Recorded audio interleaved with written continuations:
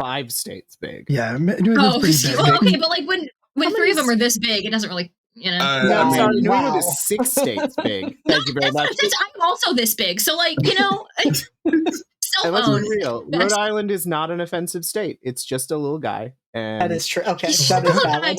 Just a little guy. Yeah, just sure. a little guy. Hi, everyone. Is Rhode Island? Wait, yes, go ahead, Kit. Yes. No, Kit, ask questions. Rhode Island is New England? It's neither a road nor an island. Nor island, discuss. But it is New England. Yeah. Maine, okay, cool. New Hampshire, I'm being educated. Vermont, Connecticut, Massachusetts, and our little guy, Rhode Island.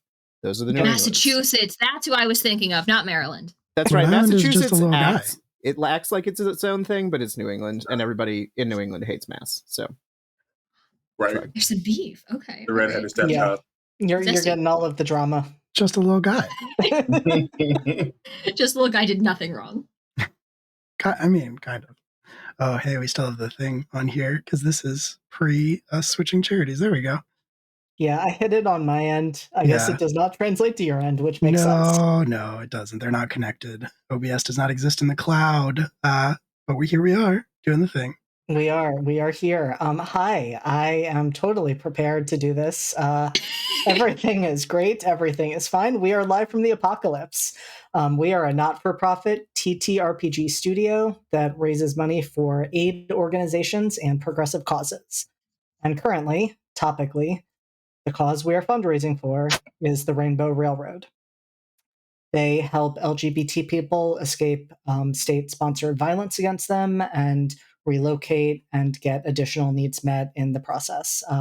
Very timely, given where things are at in this country. And so we ask that rather than giving us bits or subscribing, instead, you just donate directly to them. And now you do not have to type !donate. You can just donate directly from our page. When you do that, the McElroy brothers will yell at us. Tonight, that will specifically affect Will. It will not affect me. So when he is in a big dramatic moment, please feel free to donate right then, just to throw him off. But I'm sure I won't be. You won't be. In fact, I don't know what Will's doing here. Honestly, it's a little confusing. He just had a free night. Yeah. Oh, okay. And he was like, I'll do tech if you let me hang out. And I was like, that's fine. So we also cannot stop you from subscribing. But as you might have seen earlier, shortly after we went live, there is a consequence to that. First of all, we've made it a little bit harder for you to find the button to do that. But if you do, you should be aware that Brennan Lee Mulligan will kill one dog for every month you have been subscribed. We lost 17 dogs already tonight. Now tonight... And whose fault is that? Raph's probably. No, it was JD's fault. But honestly, JD, tonight it's cool. Tonight is the night because tonight is the night to do it. That's one less de Villiers we have to deal with. Yeah. 17 less de Villiers, yeah. How many de Villiers you got? A lot. For a big family. What do you I'm sorry. You ever seen Why don't you have 17 de Villiers? And we got more. Like, those are just the cousins that nobody likes. It's true. And so with that, I mean, tonight, this might actually be a good thing. So if you decide that tonight is the night you will subscribe to kill one dog, you might help out the players. Though we would prefer a donation, and I would reward that much more fully. With extra dead de Villiers? One donation equals one dead de Villiers? Mm-hmm. Sure. Mm-hmm. Cool. We can go with that. But not like this one. Others. Be careful. Be careful. Yeah, I was going to say monkey's paw. Yeah. I mean, you know what? If Fitz ends up dead at the end of this, he earned it. It's fine. Hey, maybe don't do that to my bestie. What are you doing? Yeah. Yeah. I don't know why I was you told would we were put going that Darkest energy out Selves there. tonight. I brought that energy. Okay, but Darkest selves, not deadest selves. Right. Thank you. Also, the characters, not the players. Bro, chill.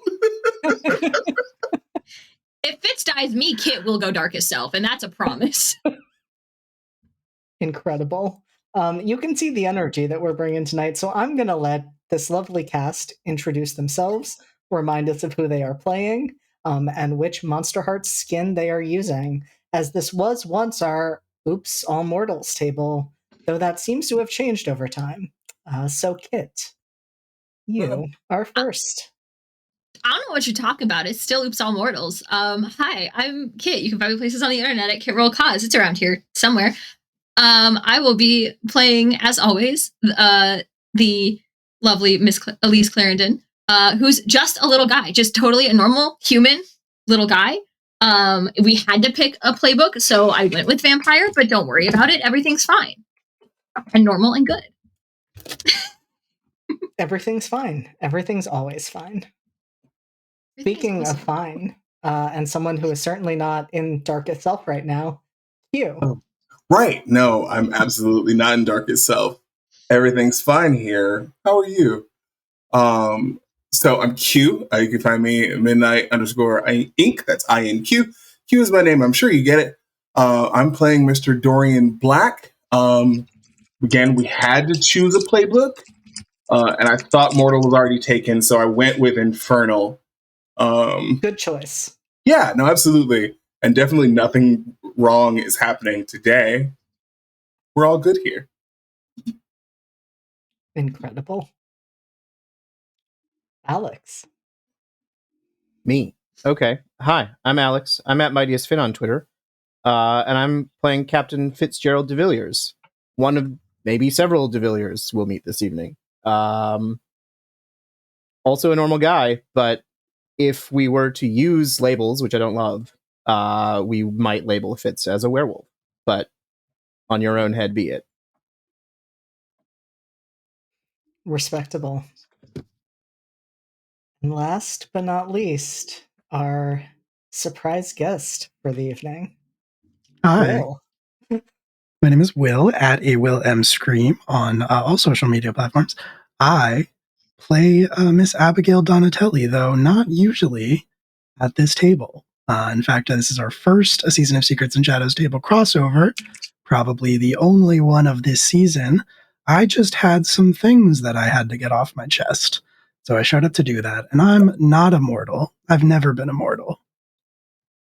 Would you like to tell us what you are? I am a princess of hell. And we absolutely love to see it. Is that a playbook or?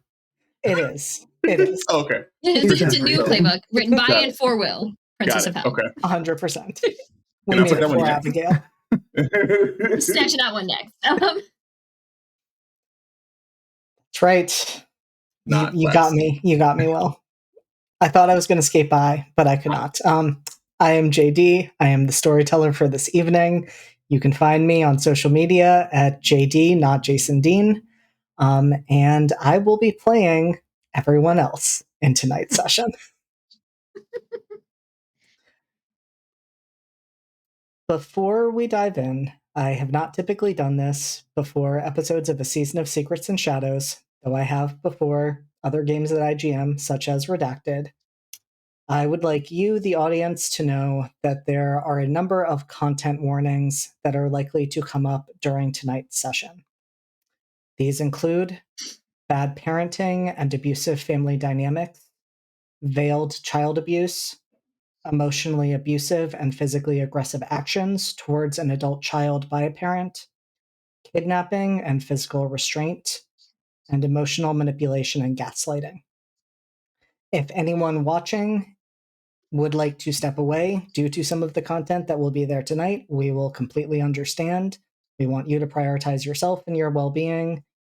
And when this goes out into YouTube land and is available on VOD, I will do my best to make sure we tag those particular timestamps so that people are aware of when those moments will happen if they would like to skip them. There may also be, will likely be physical violence in general, though I will personally be and asking the rest of the cast to not go into like horror levels of being explicit. So yes, it is going to be an intense episode. A lot is going to happen, and I am very eager to dive right in. And so with that, we start in an underground cellar. In fact, we start moving down the wooden stairs to the stone floor below and slowly panning around. We see common items like a workbench that has tools on it, pieces of metal, pieces of leather. We see racks upon racks of weaponry, artillery and ammunition, knives, swords, sabers. And we see other items that one would expect. We see barrels of wine, barrels of mead. And we also see some unusual pieces. We see, well, an item that is covered in a sheet, but looks like it might roughly be the size and shape of a mirror.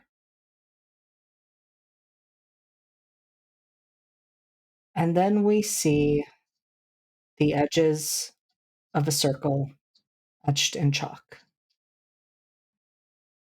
It is a multi-concentric circle, and in each level of it are increasing numbers of sigils.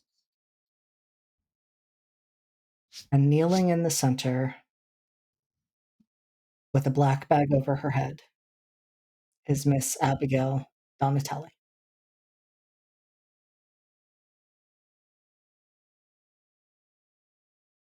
And before we pan away, we hear the sound of footsteps coming down the stairs and starting to approach. And just the edges of the shadowed outline of a person appearing in the doorway to the room that Miss Donatelli is trapped in.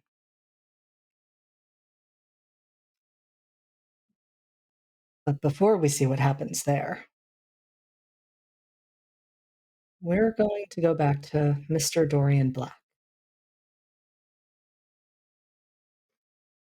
Now, Mr. Black, Yeah. you had just said goodbye to your betrothed, Had. Astrid Primer, and you had made a really difficult choice in that moment. Mm-hmm. Did. Uh, we're we're living with the consequences of our actions right now. It's fine. You are living with those consequences, and when we had left you, you had felt those final strings latch onto you, Yep. and you knew what that meant. You knew that your actions would no longer be your own, that you would be asked to do whatever Abraham wanted of you. Right. And I believe the last thing I asked was, what do you want?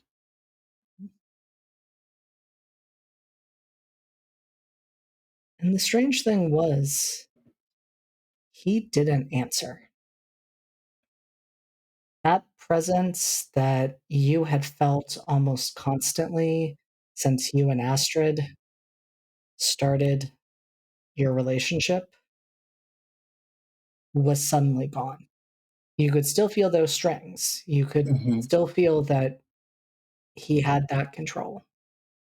But in this moment, he was not answering you, and he was not immediately pulling on them. I think, given that I'm in my darkest self, that actually brings about a bit of panic. Because to have no connection at all is terrifying. So I think he's going to head over to the Donatelli residence while also attempting to reach out to Abigail. Because apparently he's done it once, and maybe he can do so again. And so, what I will say with that, Dorian, is that one of those actions is achievable. Yeah. When you try to reach out to Abigail, you get nothing.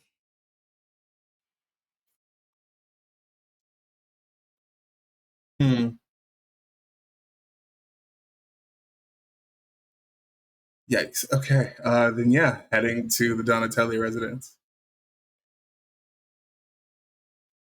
Okay. I'm gonna ask you a question, Q. Yeah. Evens or odds? Oh, no? Oh, wait, sorry. That was not one of the answers. We're going to go odds. Okay. I rolled a 4. Yeah, no, cool. Cool. So,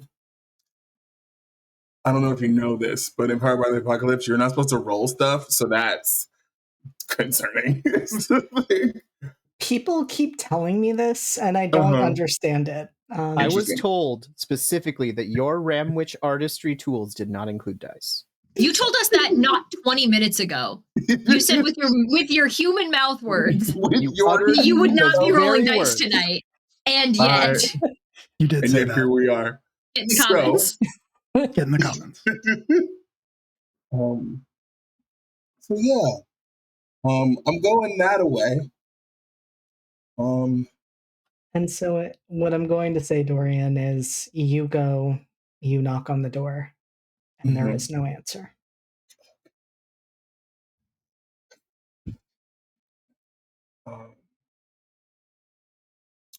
Yeah, I think he's gonna act a fool. If the knock didn't work, clearly the answer is to knock louder. And he's going to call out for Abraham. Just out of curiosity, how long would Dorian do that? How long would Dorian do that? I think it's a sort of frantic sort of situation. So he's not lingering for very long. It's like knock, knock, knock, yelling, we're gonna move on, look for another way. I know the ways into this place, probably, at least one. So if the front way is barred, then we're gonna find a side entrance. Figure something out. So you get inside, and the space feels surprisingly empty.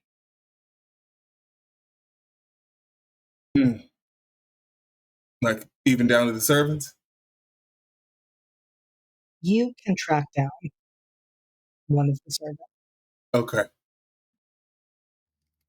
But it is quieter than it usually is, which is saying something, because it is a very quiet space. Right. We're just going to take them. Where's Abraham?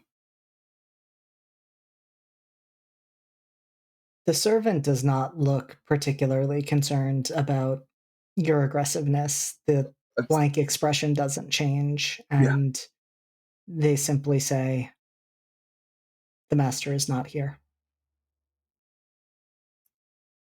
Abigail? Miss Abigail is not here either. Do you know where they are? I am not at liberty to say. What do you mean you're not?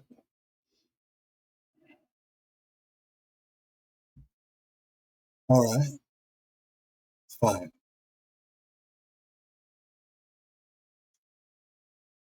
Thank you. You've been no help at all. I'm gonna break something on the way out. That seems good and reasonable thing to do. Completely fair. Mm-hmm. Completely fair. Just a vase. Probably tried to throw it at at that servant's head. I missed, and I absolutely missed on purpose. It's fine. You 100% missed on purpose, because if you tried to hit them, you would have hit them. Yeah. It's one of those. I'm not actually trying to hurt you. You fucking.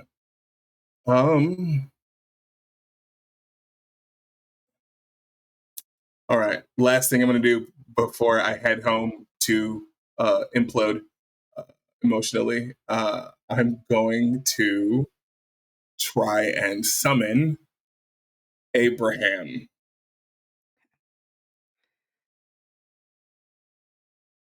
And so it immediately stands out to you that recently, perhaps because of the number of strings that we're building up, Abraham has not been hard to contact. You have pretty much thought about him, and he's been right there. Mm-hmm. But this time, even after you go through the whole ritual, even as you use blood and markings and other tools to get his attention, Mm-hmm. it takes a much longer time than usual for him to appear. The mirror you're using turns dark and smoky, but he never appears inside of it. So my question would be, how long would Dorian wait?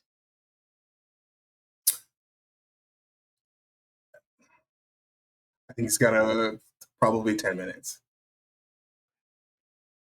10 minutes at most. Like, he went through the process of summoning him. He's going to at least give him 10.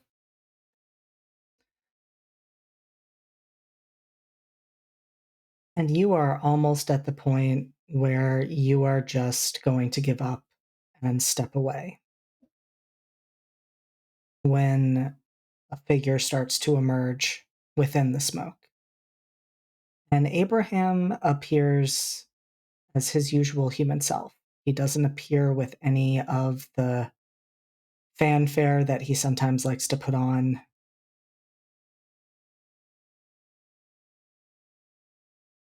And he is clearly holding it together, but there is a look of panic in his eyes that he is not able to fully hide. What's wrong? What's happening? Neither of you at home.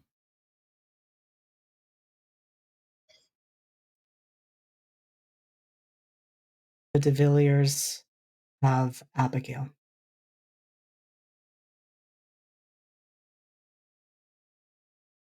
The de Villiers have Abigail. I heard you. And it is your fault, Dorian. What do you mean, my fault? Do I need to be more explicit? How is it my fault? Dorian, what do you think was going to happen when she found out?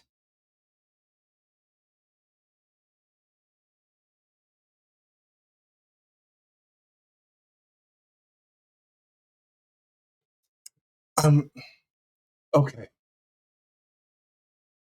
You know, like I know, that there's a lot going on right now.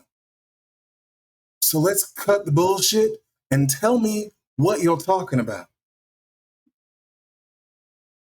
What happened? Well, as far as I can tell, Abigail found out about your courtship with Miss Primer. Hmm. And I was doing my best to keep her away from that so she would not do anything rash.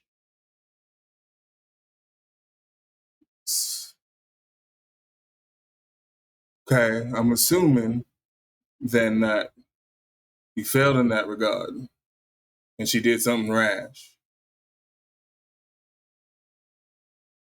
One could say that, yes. Okay. And so now the Devilius have her.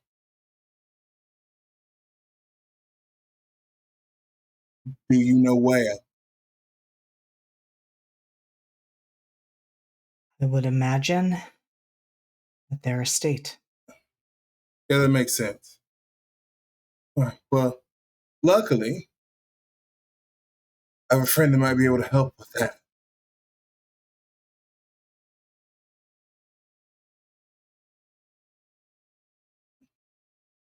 Good. Then perhaps you will be able to work off at least some of your debt to me by getting my daughter back.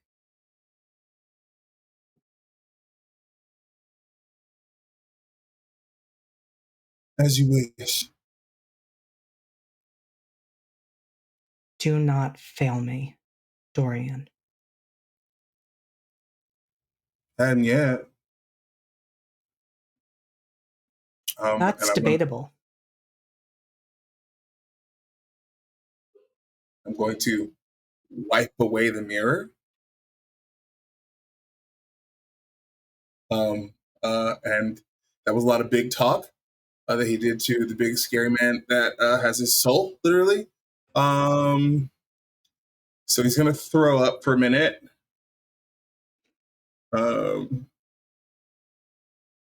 Just gonna let the servant pick that up. And I'm gonna head back to the townhouse.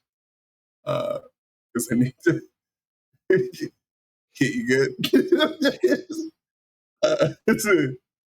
Um, yeah. Yeah, so okay, we're heading back to the townhouse. Sorry. Yeah. And so before we get back to the townhouse, we're going to actually flash back to the night before. We're going to actually flash back to a few moments the night before.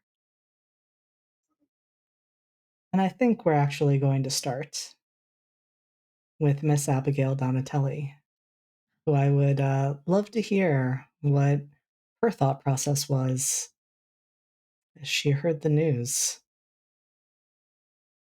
of Dorian's courtship of Miss Astrid Primer.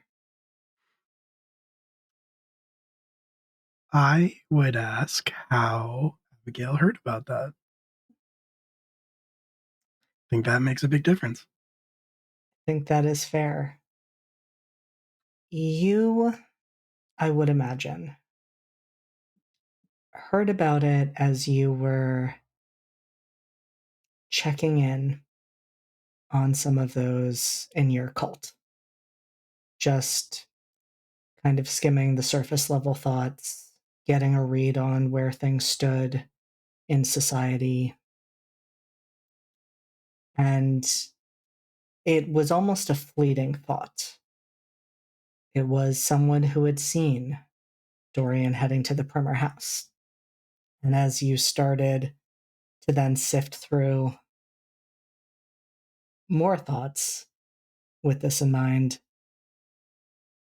you started to hear that it seemed like Dorian was starting to make some moves and had expressed an intention to marry Miss Astrid Primer.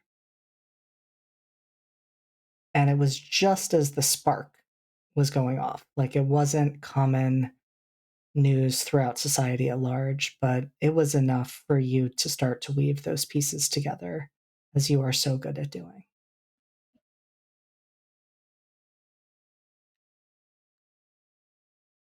I think for everyone within the Donatelli residence at that time, there would be silence, like there normally would be this time of night. And then they would hear an unearthly wail, just an absolute cry of pain, almost inhuman. And it would morph, the longer it went on, into one of rage. and the doors to Abigail's room fly open. She storms out, and she is the farthest thing from composed she has ever been out in public. She looks, her face is this like twisted expression of anger, and she has some makeup streaming down her face with these tears of rage. And I think she would just start to leave. I don't imagine anybody would try to stop her. No, that was actually exactly what I was about to say. It does not seem that Abraham is there at that point, because if he were, he certainly would have been alerted, hearing those wails and screams, but none of the servants try to stop you. The doors, of course, easily opened. There's nothing keeping you here. And then the question would be, how far is it to the Primer residence? An incredible question. That would depend, in part, how Abigail would choose to get there. By horse, carriage, or on foot. I think her choice would depend on the distance. If she can walk there, I think she will, because she is not in a place to speak to anybody reasonably. She could walk there, but it would take some time. Okay.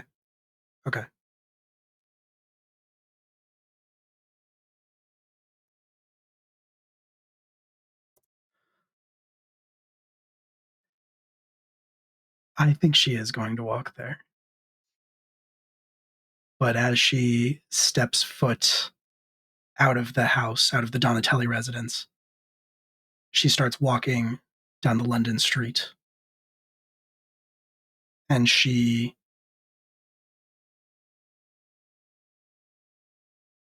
starts talking as she goes, and she is addressing people that she is passing on the street. And it is kind of a constant thing as she is walking through the London streets, but every time she passes somebody, she will look at them. She will say, "You, follow me. Bring fire."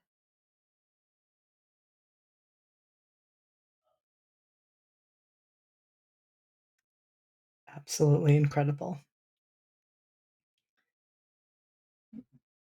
And so, And Abigail, you are making your way down the street, followed by an ever-increasing horde of people, gathering fire, and torches, whatever else you want. pitchforks, the whole Yeah. 9 yards. Yeah.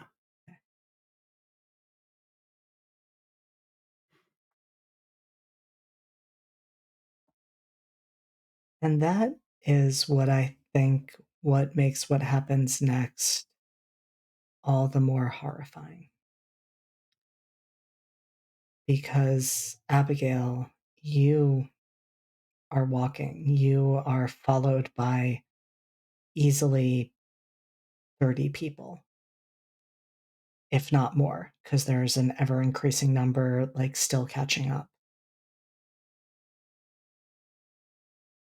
And you have a singular focus. You know the Primer residence is right ahead, and you are ready to enact whatever vengeance you see fit. And that is when the screams start from behind you.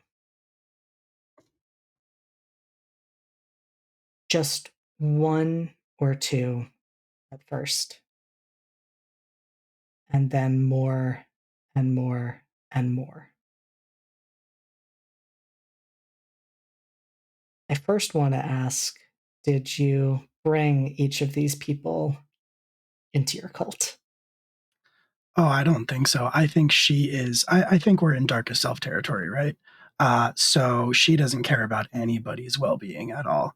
And as you've established, if she's not careful when she uses her power, it breaks people's minds. And I think she is being the farthest thing from careful right now. She is just brute forcing it. I think she has to sort of enthrall this many people, hold on to it. Like she's giving very basic singular commands, not trying to like change them or be careful the way that she was with Horatia. She is just starting a riot, basically. Does Abigail look behind when the screams start? Yes, definitely. There are figures coming at you from all sides. Lumbering, four-legged figures. And they are just tearing through the group of people you have assembled indiscriminately. Probably killing some, maiming others. But you just brought together a very sizable number of people. You are outnumbered. I think as these figures get close to her because of where she is mentally, she would stand her ground and she would smile at them. But there's no like sweetness behind it like there normally is. It's just showing teeth. She completely indiscriminately, all decorum is gone. She still just has like makeup caked like streaming down her face. She looks bedraggled. Her hair is kind of wild and her hair is kind of wild and tangled. And as the wolves, I assume, move towards her, she would smile at them and she would say, "Good. You are on my list." And she would try to use her powers on them. And that is a very good impulse, Abigail. But as you quickly realize, they are not as susceptible to those powers when they are in their wolf form. I don't think she knows that because it worked on Fitz in his wolf form. So I think she assumes it's just as effective. And that is fair. And it does not. And maybe it's because there are too many. Maybe it's because you do not have a relationship with them the way you have a relationship and connection with Fitz. But it doesn't take long until you are surrounded, and then they fully close in on you.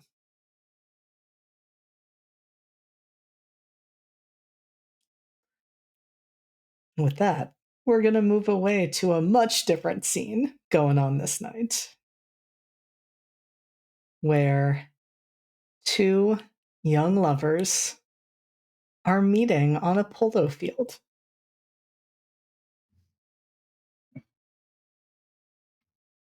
Was it a polo field?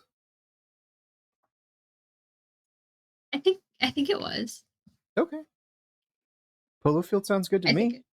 I think it was the same place that that they had met that first time that Fitz had sent her a polo ball in the mail. Perfect. That was sort of, yeah. Let's do it. Let's certainly try.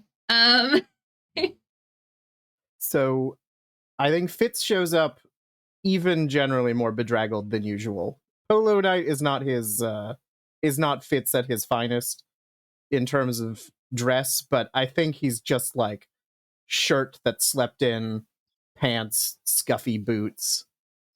Doesn't look like he's slept in days.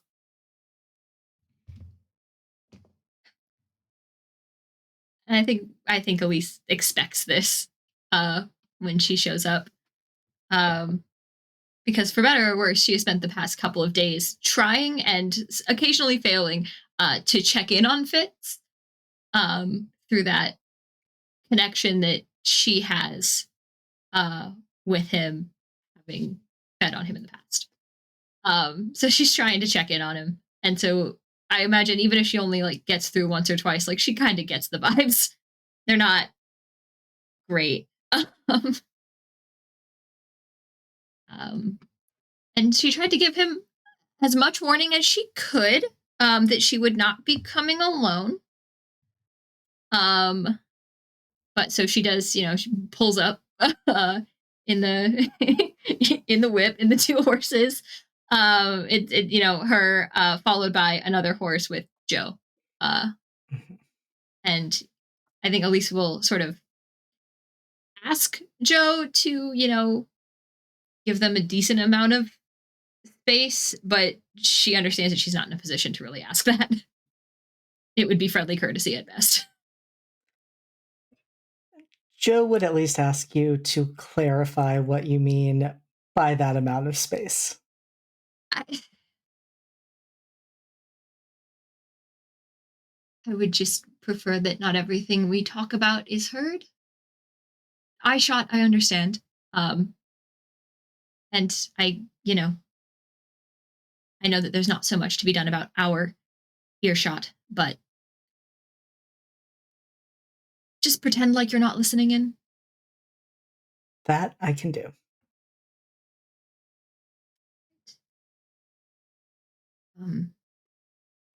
I thank you for doing this. This seems important to you, Elise. You have no idea. And she'll, hook her reins on a tree somewhere and, go up to Fitz on foot. But I mean, we're both out here with supernatural senses. There's no hiding the fact that they are not alone. Fitz got the message. He was.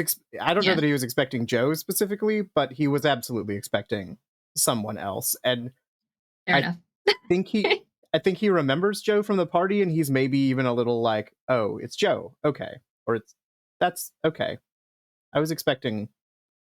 I don't know. Okay. Is this sort of like face journey like happening out loud, or okay? Yeah. Would you prefer it to have been someone else? No. I think it's about as best as I could ask for.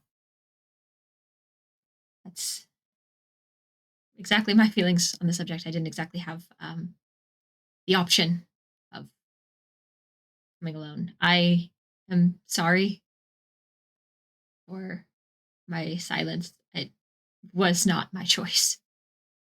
I understand. It's been a week. Yes, I imagine you've been informed.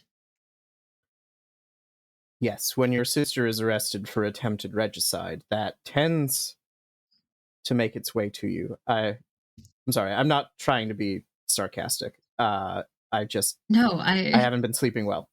I know. And I'm sorry.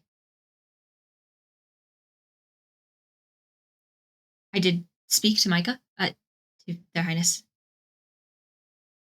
What did they have to say? Nothing I expected, to be honest. But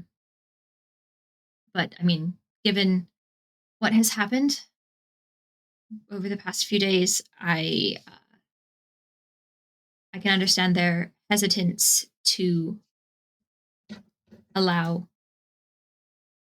this, though it was not wholly disallowed. Clearly, there is tension between the crown and your family, and there is no denying that. There is no gentle way to say it, so I simply will. They have said that the only way that us would be allowed to happen under the crown is if you were to denounce your family fully. And I will not ask that of you, Fitz. But I had to give you all of the information that I was given. Crown wants me to denounce my family.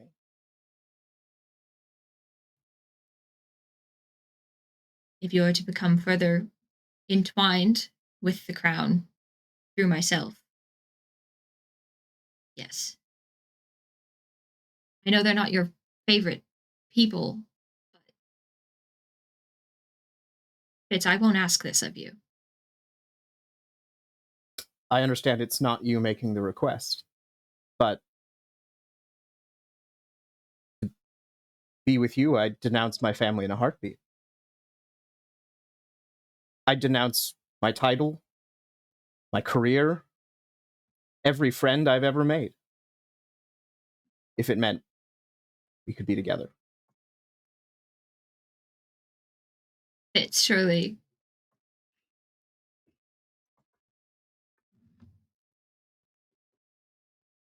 you have some reservation on the subject. That is too much to ask of someone. A family like mine, family that threw me away, what hold do they have on me? I've spent so much of my life trying to make them happy, and nothing is ever good enough.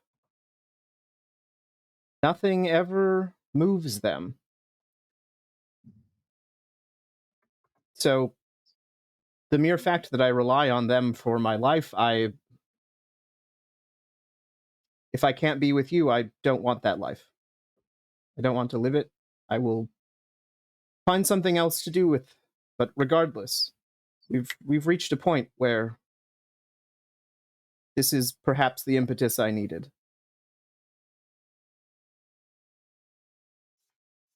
Well, if it is what you needed to make a decision you are already on your way to making, I cannot stop you. I think you know better than most exactly how long I've been walking that road. I do.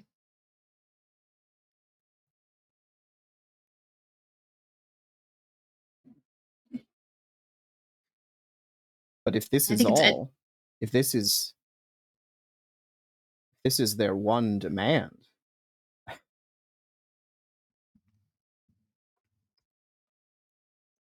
easy enough. As long as you're prepared to accept me without them. You know I would accept you however you come. I think Fitz will hold out a hand.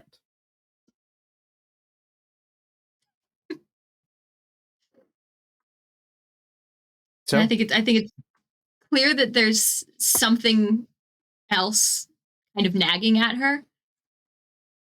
But it's such a sweet moment that she doesn't want to ruin it. Fitz never one to not say something. This is true. Especially I know this and I love you. Just sort of like tiredly cocks his head and is like, what's wrong? What's the part you aren't telling me?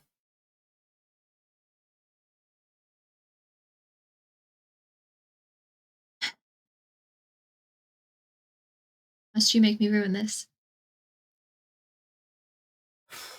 I would rather have it out now than ruin it later. If there is anything to be ruined. Or if what you say you believe would ruin it. I don't believe it would ruin this, but regardless, I hate to see you hurt in any way. Well, I doubt it's your doing, but what's more straw, really, right?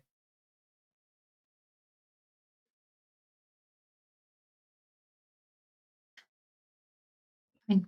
All right. You must promise me that regardless of what I have to tell you, you will not act rashly, and that I am all right. His eyes narrow a bit, but he's like, I'll promise that for you. Yes? What your sister did at the palace, I was informed, could have also put my life at risk. And it was not the first time that I would have been collateral for her. Excuse me? Very calm, Yep. but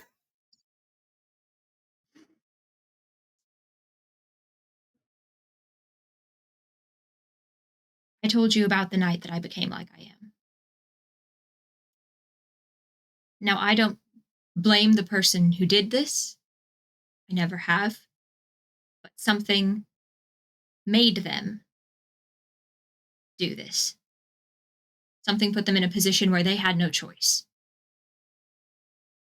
I have been informed that that something was Horatia.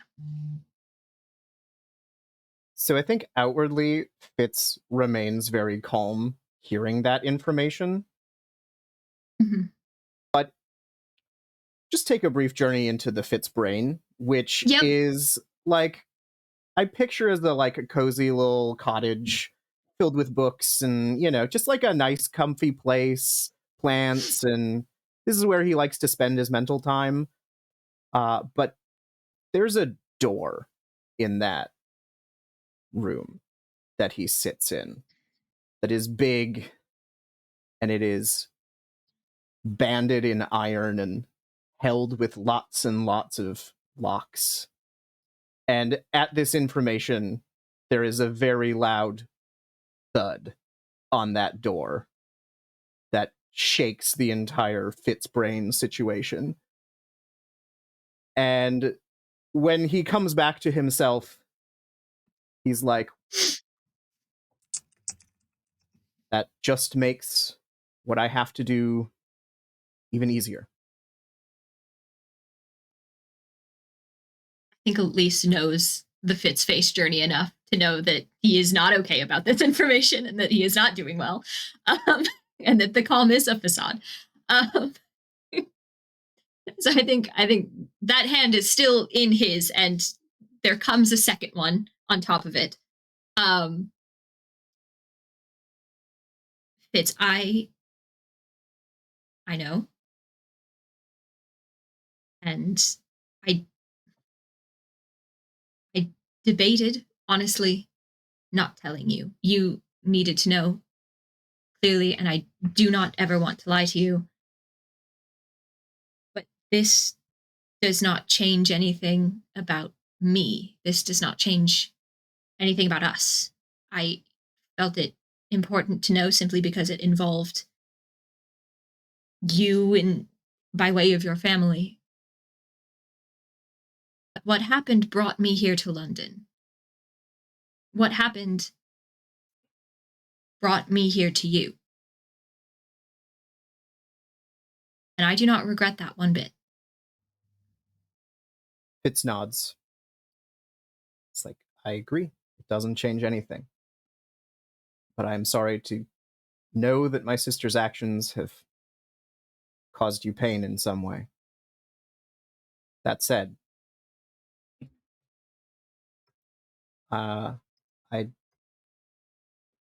I will not act rashly.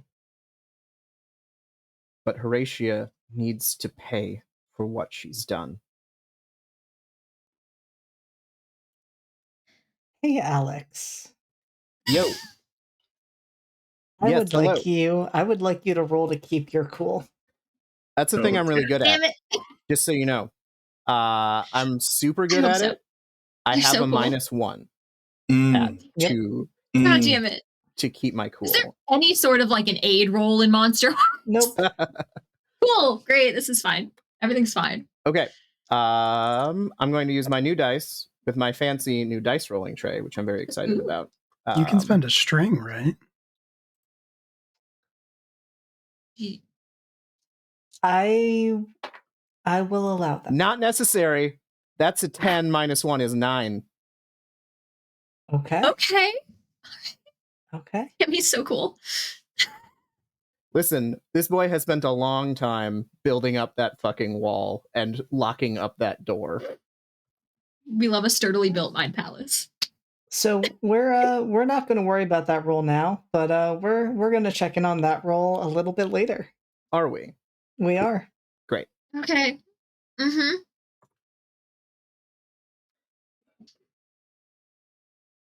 What happens to Horatia will happen,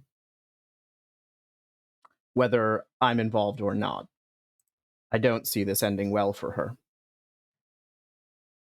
But our relationship is more important to me than any relationship or consequence or baggage that comes with my family. And I would just as soon forget all of them and not have them trouble us anymore.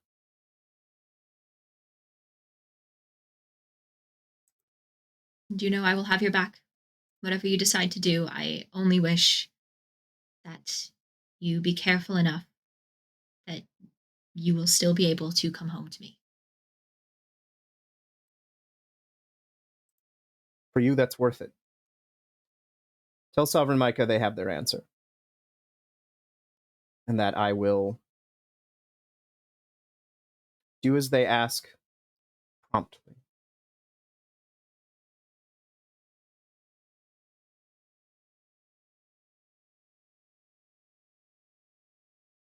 I think Elise just sort of nods and then just sort of like presses up on her toes and throws her arms around his neck. Like, clearly he's having a bad time and needs a hug, and she does too at this point. We will accept the hug with enthusiastic consent and Excellent. enjoy a little polo hug. We love a little polo hug in this house. And Fitz, I think that is the moment that you are reflecting on right as Dorian walks into the townhouse the following day. Oh, Okay. So I want to say Dorian probably finds Fitz out in the courtyard, like chopping wood. Like, let's be real. So here's the thing. We love a Monac. Dorian walks in calling out for Fitz. Like, so you hear him before you see him. And just because you know him well enough, there is a panic in his voice. It's not a particular timbre that you've heard from him before. No, that's concerning. Mhm. So I think then Fitz probably meets Dorian in the hall or the foyer, shirtless, carrying an axe, and is like, I don't know which of us looks worse. What's wrong? I need your help. Your family has Abigail. I think that's a slap. Like, Fitz is taken aback by that.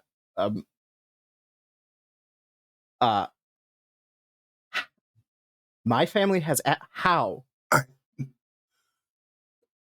She found out about me and asked her. Wait, you hadn't told her? I had planned to. I had the letter set and ready. Things moved a little too fast. Okay. Yeah. I understand. I understand Whirlwind. I get it. Yeah. So, why does my family have her? I don't know the details. Okay. Abraham wasn't particularly forthcoming. He was mostly just more intent on blaming me, which, fine, I guess. Well, I will never blame you over my family. Sure, whatever they've done, Horatio has some stupid scheme in mind. So, what do you need my help with? What can I do? I need to go get a bag.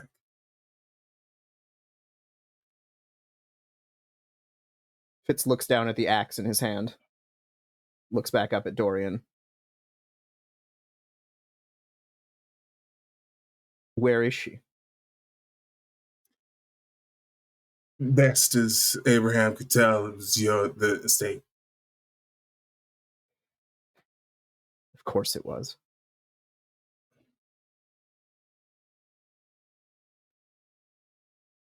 Okay. I don't think it should just be us, though. My family, there are a lot of them. And Okay. if worst comes to worst, which I'm not saying it will, having an extra set of hands might not be a bad thing. And Fitz snaps his fingers, and it's not a servant who appears, it's one of his aides from his job. Mm-hmm. And he sort of whispers something in their ear, which is to say, get Elise out of the palace however you need to and bring them here. And they just nod and head out. Did Abraham give you a plan? Of course not. No, he wouldn't. I'm a little behind at the moment.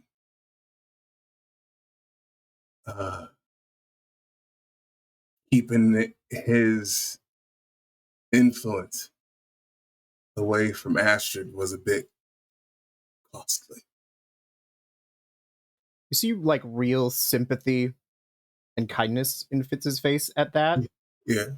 And he puts a hand on your shoulder. It's like, what you did for Astrid and for yourself was a very noble thing. And you shouldn't regret it. I don't. Nor should you be made to suffer consequences for it.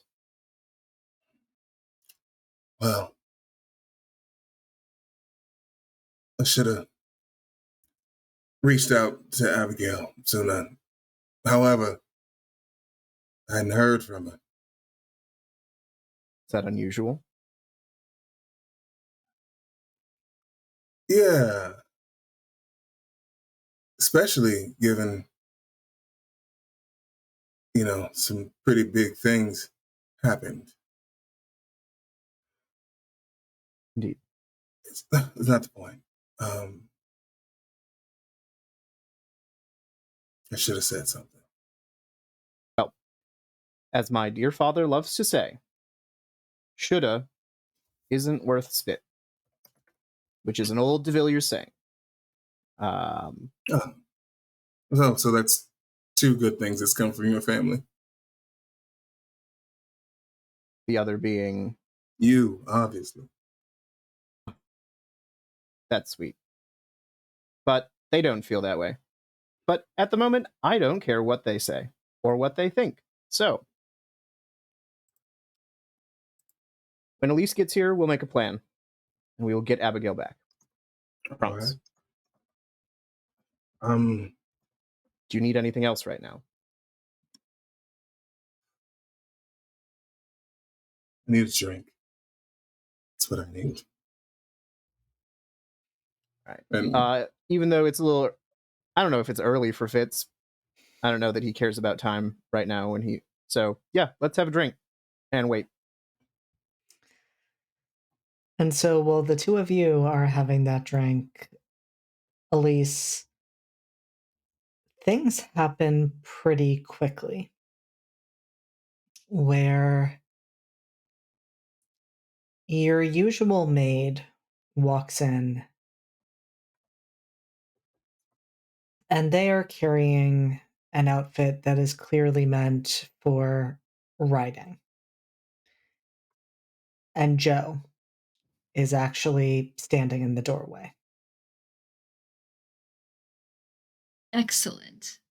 I have half a thought that Elise was doing what she has frequently been doing over these past few days, which is keeping an eye on Fitz as much as she can. So she may or may not have seen this coming. um, just because, there's not much else to do, and she's worried.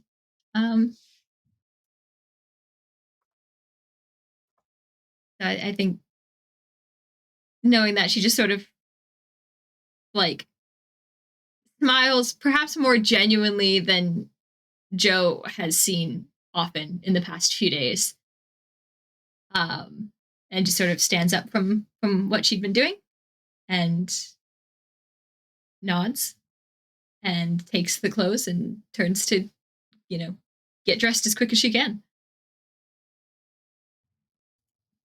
And Joe walks out of the palace with you as though this were a usual ride, although as you are heading to the stables,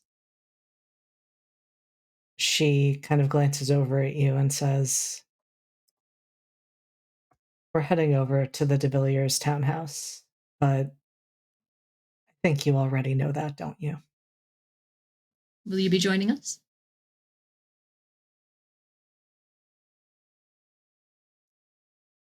I will be nearby, but I will not interfere unless you are in danger. Understood. Does their highness know about this? They do not.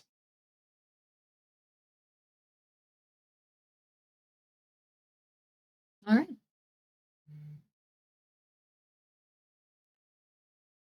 And we will leave Elise arriving on the front steps of the townhouse. And we're going to go back to that cellar where Abigail has been for at least the past 12 to 16 hours. And so, Abigail, as you were surrounded by the wolves, you were surprised that your powers weren't working on them, that they had no effect, because as you said before, those powers had worked on Fitz. And there is the briefest question in your mind of, is this just me not being strong enough? Is this something that I just don't have the ability to overcome? But that's ridiculous because you are a princess of hell. Yet, the swarm, sure, we'll use swarm of wolves, very quickly takes you down, and they don't hurt you as much as restrain you. I think when she realizes her powers don't work, she doesn't put up a fight. And so, once they have you restrained, a black bag is put over your head, and something, you're not sure what, is put on your wrists. It feels like metal, but it's not.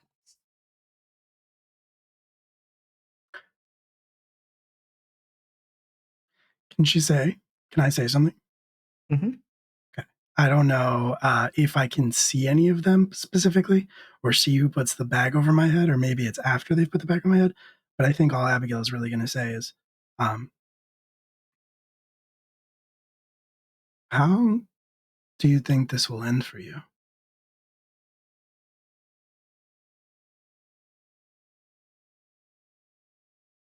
And the only response you get in that moment is just a gruff, "Shut up. Stop talking." That's not for you to question.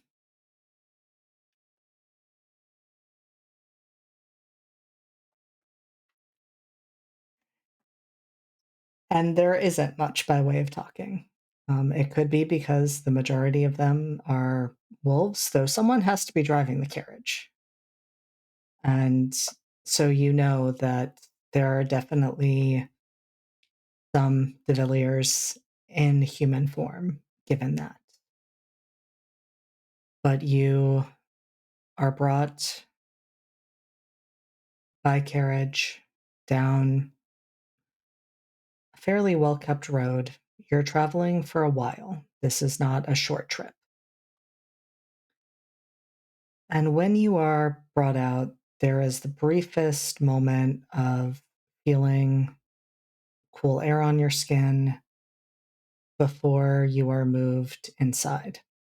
And Abigail strikes me as someone who likes to take in a lot of information. So I would guess that she would be counting how many steps it took from the carriage to the doorway, feeling the temperature change, then how long she was walking inside, how many steps there were to the cellar, all of those things, trying to map that in her head as much as she could without being able to see.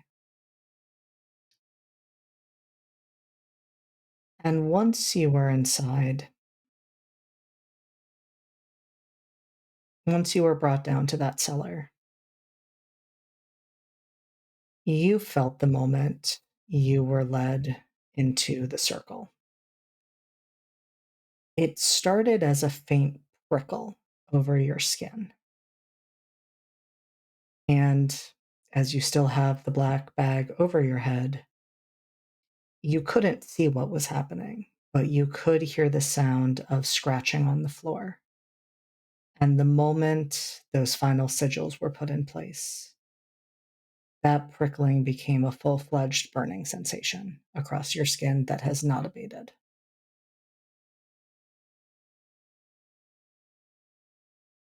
But for the most part, you have been left to your own devices.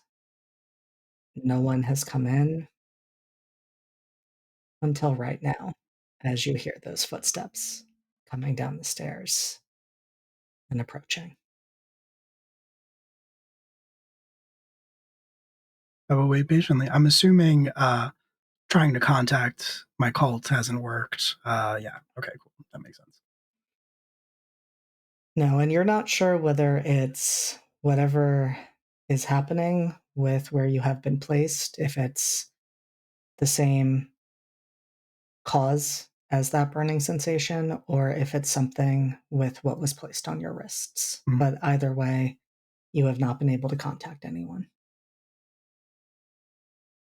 Are my arms shackled behind my back?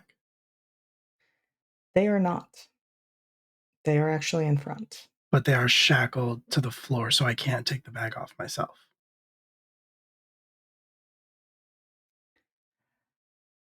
I will say that you could definitely try. Okay. It is tied, so Hmm. that would be a little tricky, but I mean, I think with enough attempts at movement and dexterity, it would be fair to say that if Abigail was actively trying to get the bag off, she probably could have gotten that knot untied and been able to pull it off. Okay. I have done that. And so you have seen the room around you. You have seen the sigils on the floor. Mostly I want to know what's on my wrist. And so what is on your wrist are, and this might seem surprising given whose family you are currently being held by, they seem to be bracelets made of silver. And they have different sigils than the ones on the floor etched into them. I don't know how much time I have before they show up, but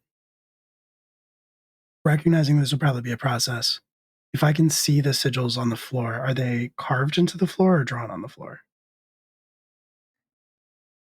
The circle closest to you is carved. Okay. The ones further out are drawn.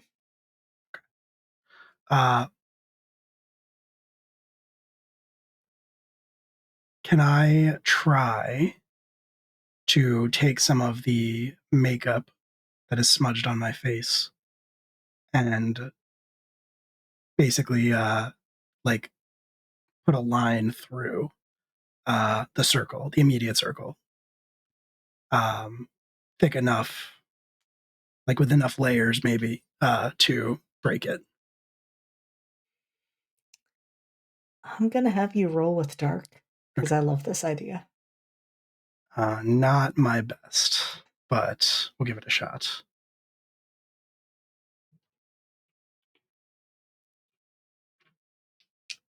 Yeah,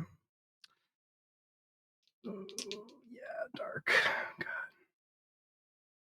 Okay. We believe in you. We got a 9.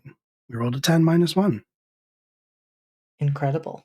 That is a very decent roll, and it is definitely tough going. You're not sure how much of a difference it's going to make overall, but there's little doubt that you're on the right track. If you can start to disrupt the sigils, that's going to allow you more options, I think would be a good way to put it. Cool.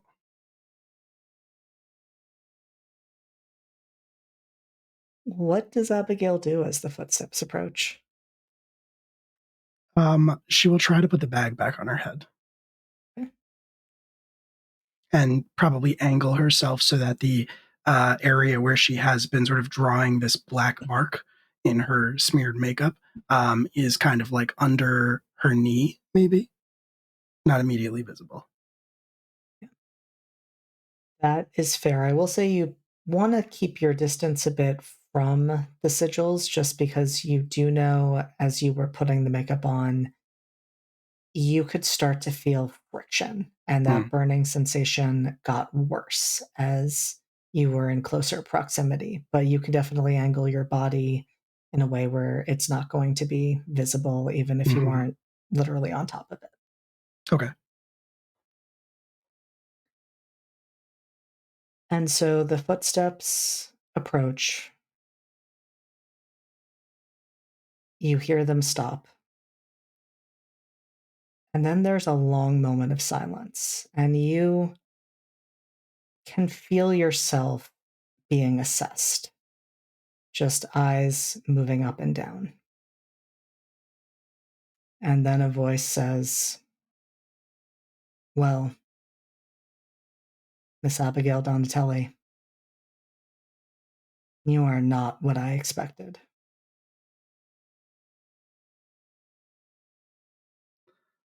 I'm so sorry. One of your big, strong wolves told me not to speak, and I was so scared. I haven't.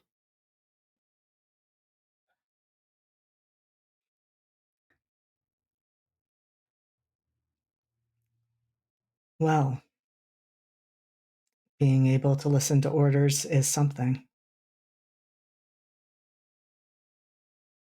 Would you like that bag taken off?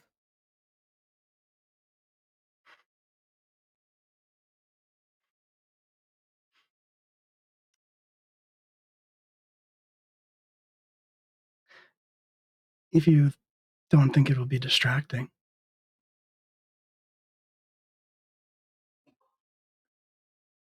I do not see a single way that you could be distracting to me.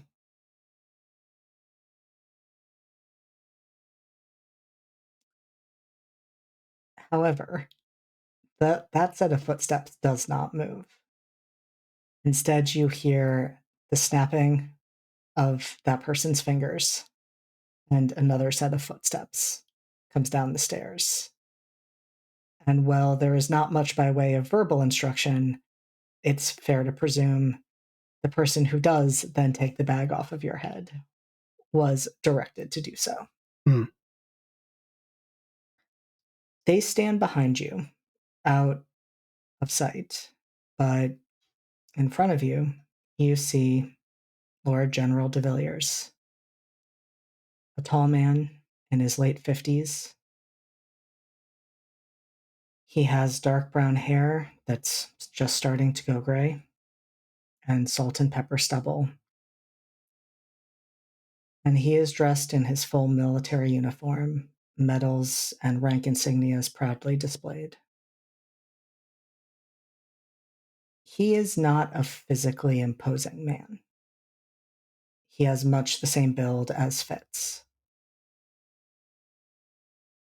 But unlike Fitz, the look in his eyes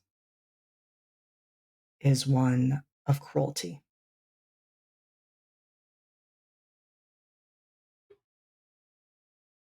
And those eyes are pointed directly at you.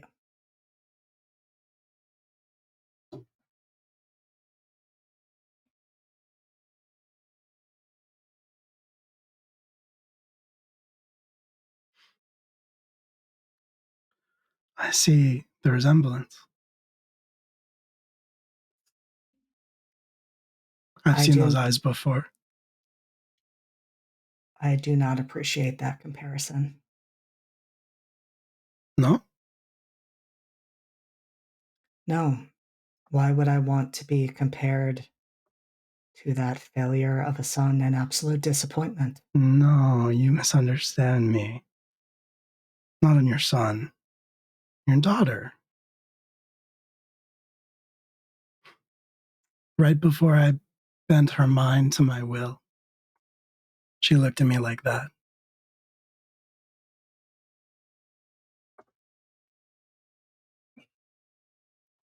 Yes, well, it would seem that I misjudged her.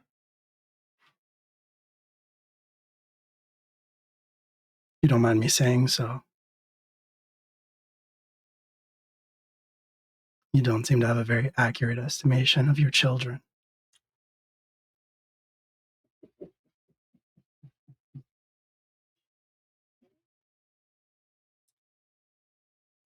Miss Abigail Donatelli, I would have thought that your father would have instructed you better.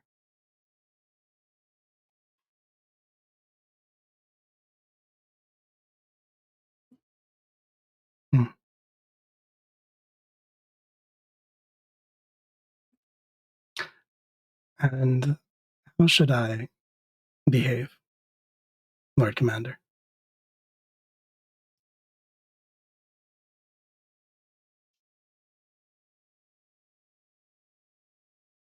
I do not think you realize exactly how expendable you are.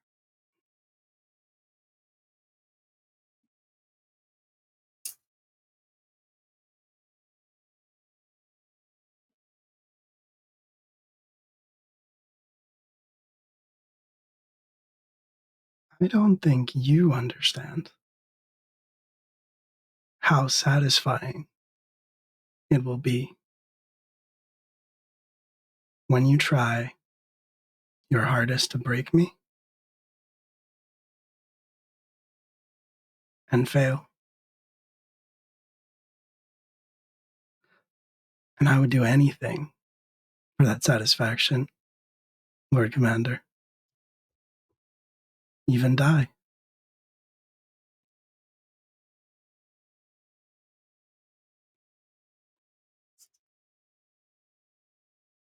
And he takes a step or two to each side, hands clasped behind his back, just studying you. And he looks almost pityingly at Abigail and says, I don't think that I have to break you.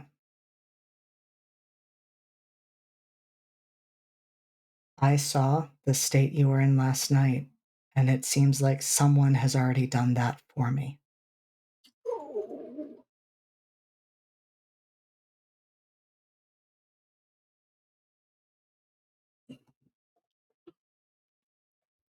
And that's why you will fail. You know of pain. You know of war. You know of violence. I've spoken enough with your son to know that much. These are your tools. I imagine you fancy yourself an artist, don't you? You wield them like a brush and canvas and paint.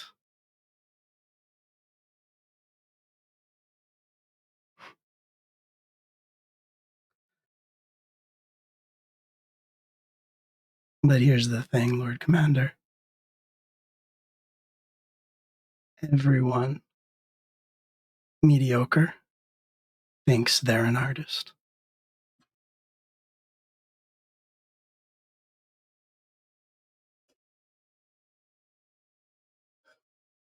I was born of hell, Lord Commander. You know how to hurt me. But that's all you know how to do.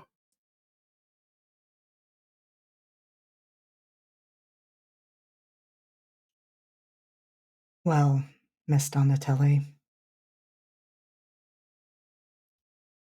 suppose then it's lucky for me that my goal here isn't to break you.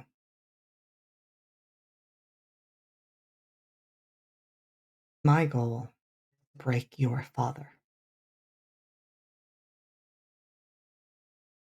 She'll laugh. She'll start laughing at that.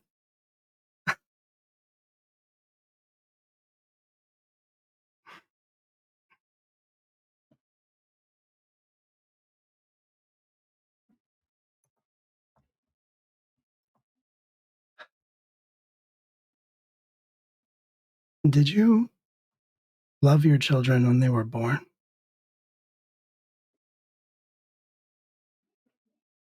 Was there one mother? Many mothers? Did you hold them when they were babes screaming?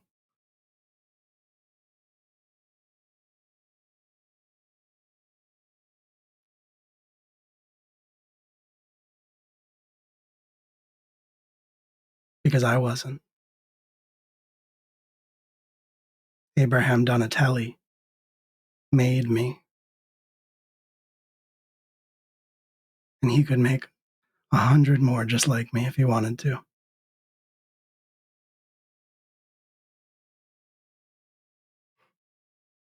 And yet he hasn't. As you rightly pointed out, Miss Donatelli, I have plenty of children. And most of them mean absolutely nothing to me. No, yes, I know. You think this makes you wise or powerful. Abraham Donatelli was wise. Because the oldest tale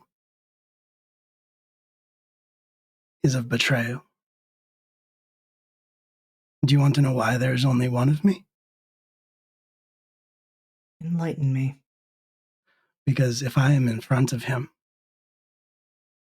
I cannot reach his back. I wonder if yours is so protected with all of your children that you don't love running around.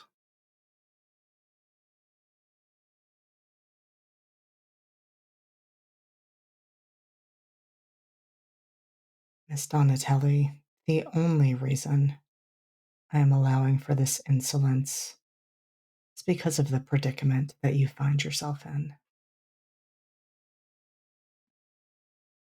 You seem to want to provoke me. That's not going to work.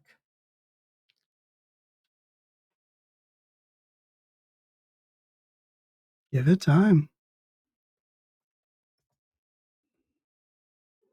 That assumes you have that long. Well, you've told me you're not trying to break me. You've told me that I'm your bargaining chip, so you can't kill me. So it sounds to me like what you're saying is that this is going to be a very boring stay.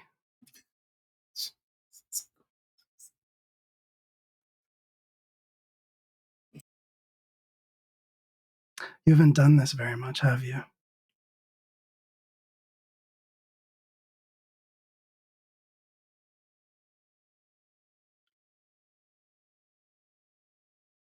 And he just cocks his head to the side, much in the way Fitz sometimes does, and studies you. And he looks at you the way he would any specimen. And then just nods to himself and says, I'm sure we'll have further conversations later, Miss Donatelli.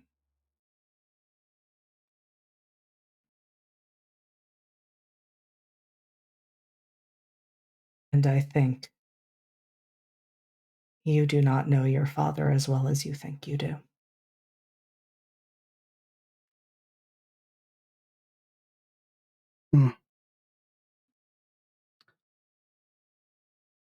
Perhaps not.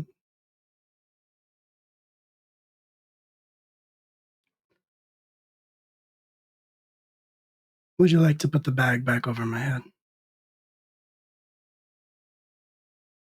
I don't think that's necessary. Good boy.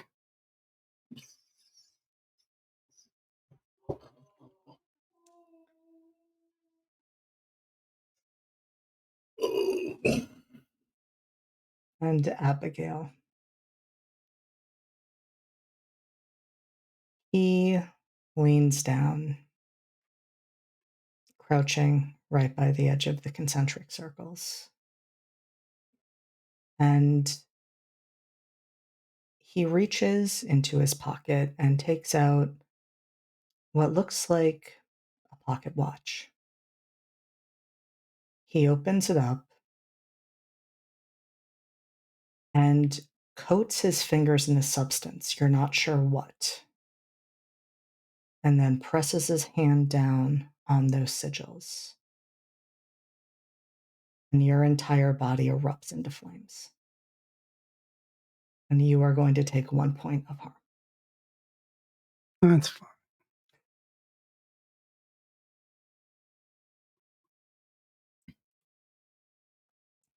And it isn't the physical damage as much as it is the duration, because he does not let it up for what feels like hours, but is probably only 3 minutes.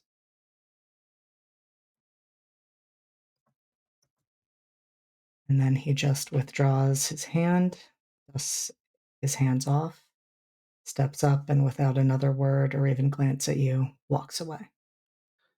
Abigail definitely screamed as the fire burned. As she took harm, she definitely yelled. She would have tried to stop it first, but she would eventually, I think, not be able to hold back.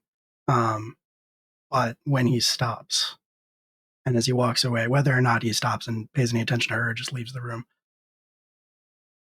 she will say, "And you said I couldn't provoke you." And that is where we are going to take our break of the evening. All right. We'll be back in 10 minutes. Yeah, we can.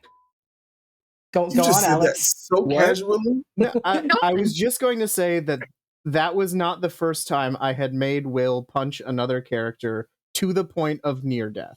Which character? That is true. Mason. What sort of a character was that? Yeah, you almost Did Just like character someone have that's a- playing along at Did home. that character have a relationship with my character? That would be In that Mason was your Interesting to know. friend. Yeah, you cared about him. Come on. Don't do Mason dirty that way. Yeah. Mhm. But then, Also like, who bad. who did I punch? Mason. Yeah. Did I punch Mason? You did. Did you? And In then the you other game. And then you gaslit him into thinking that he had walked into a pillar. Yes, Okay. that is Yes. true. I did do that. You did do How that. We're the not talking about Will turntables- right now. We're not talking about. Yeah, we're not talking about my crimes. We're talking about your crimes. Right. I'm an innocent in this. I just set up the situation. You reacted. That's all I'm saying. Alex didn't punch Mhm. anybody. It's true. And you did it to Hurtful. this literal sweetest man that I know. That is Yeah, true. I mean, how could you? That is true. I did punch Jason. You did. I'm a You monster. punched Jason, who was playing Mason. Like, Yeah. how could you do that? It's true. Did he have it coming? I don't know. No. No, he didn't. No, he No. really No. It didn't. was just his Hey, face now. was in the wrong place He at the really wrong didn't. time. His That He is- do face- be that way sometimes. You're Truly. Right. Also, to be clear, Will's character in that game, professional boxer. Yes. Oh no. So it was a good Yes. punch. It was It was good an punch. excellent punch. It's a great I- punch. I think it took Mason down to 2 HP, caused Yeah. a major wound, and knocked him unconscious. It was It did. it was a whole experience. Mhm. Oh, Anyway. Hey, Will, good job. Thanks. I mean, yeah, like good on you, but also yikes. Like, don't do yeah. a hit, but like if you're gonna do a hit, nice hit. Yeah. Exactly. Hi, Like credit everyone. where it's due. We are back. We are admitting crimes that we have committed. I have I haven't never admitted nothing. done and I've never done anything False. wrong ever False. in my False. life. False. False. I can't let you get away with these lies, JD. Yeah, it's true. How could you? How dare? The only innocent one I am here. a small Get in meow the meow, comments. you are also a small meow meow, but neither of us are that Meow meow? when it comes. We're not meow meows. No I one haven't done here is a anything small wrong. meow meow. I'm sweet and or innocent. So, there's that. I Listen, can't believe I'm gonna have to make yet another new merch, and it's gonna be Smeow Meow. Meow meow. Yeah. Bring on Be the sure meow to meows. say Smeow Meow on the. Yes, please. listen, that isn't even me. That is my character who, for the record, is a poor little meow meow. And it's Mhm. true. And you will find that out in July. And you I will really believe me. need you to spell that for me. I need you to spell it for me. Thank you so Meow much. It's meow Meow meow. meow. Meow It's like- meow. Meow It's like meow. Meow, s'mores, right? So it's Spelled like S criminal. apostrophe M-E-O-W. Yes. Right. For sure. For sure. Okay. All right.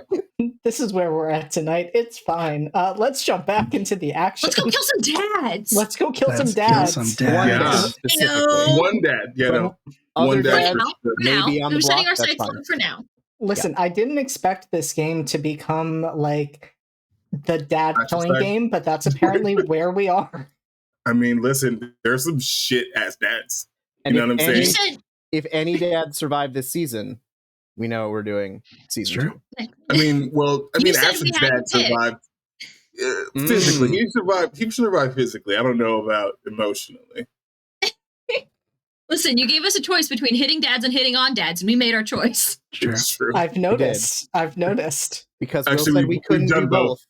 We've there done was- both, actually. I stand by I that. have. So, So speaking of plotting a murder, Elise, you arrive on the front step of the townhouse. Thank you for that. Elise is looking happier, and she's looked in a hot minute.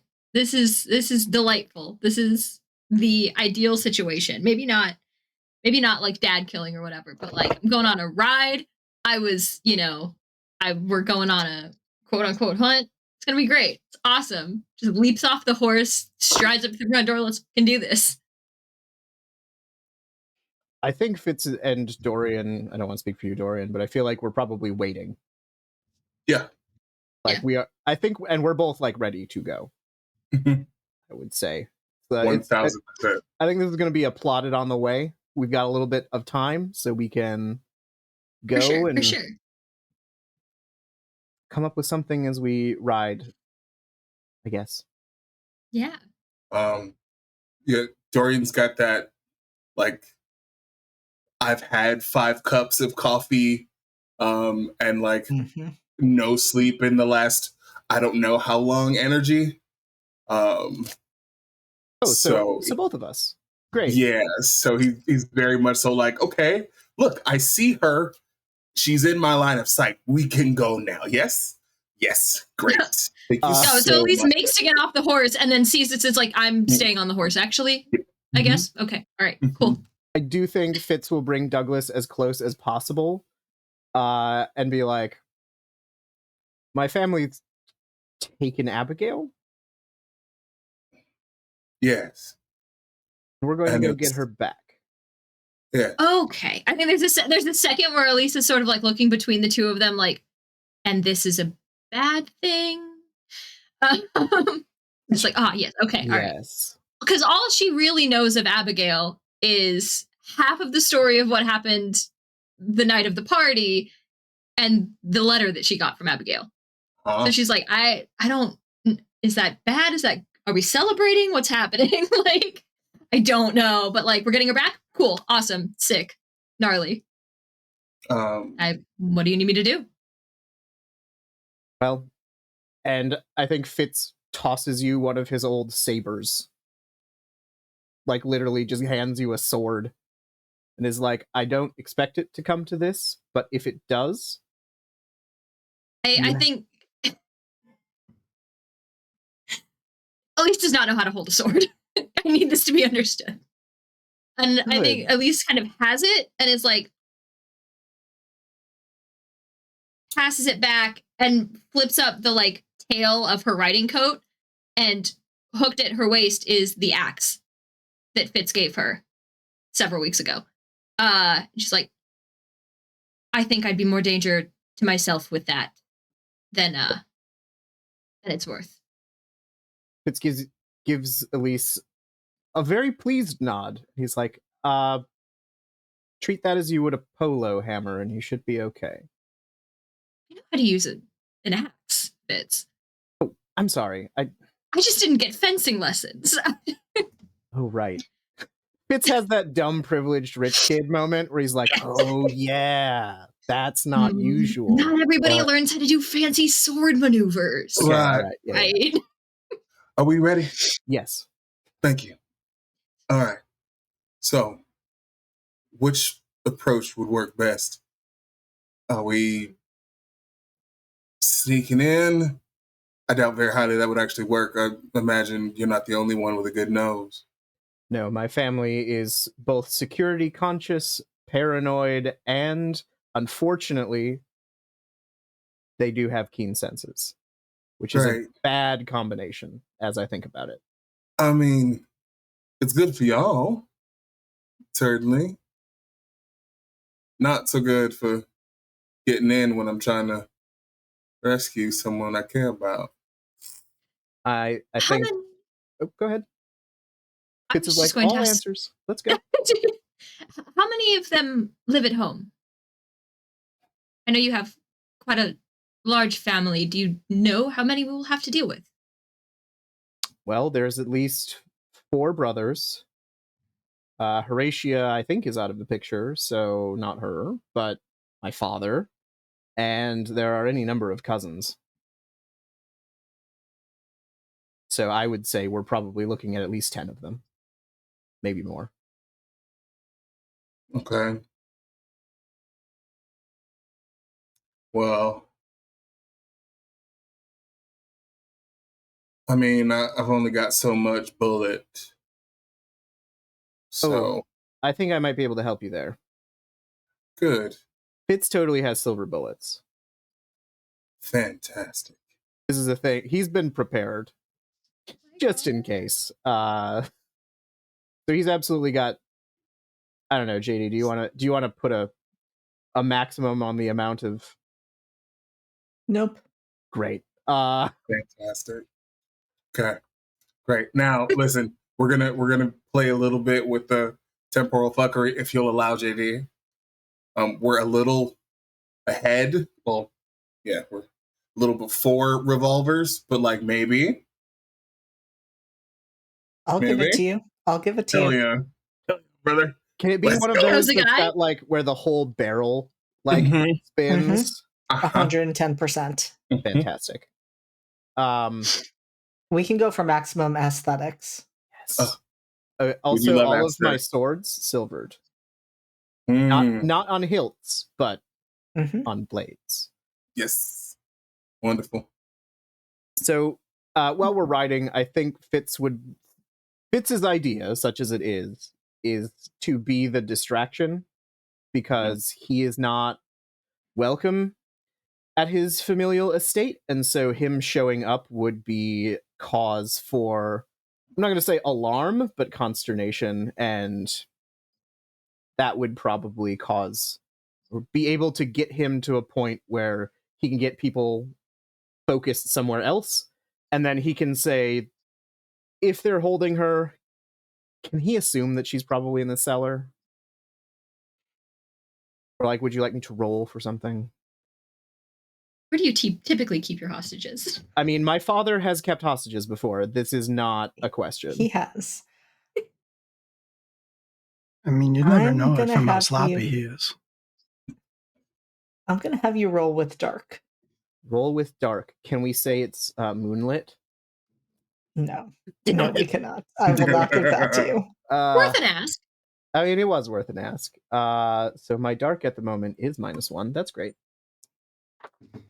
That's a 6. -1 is 5. I will be marking experience points.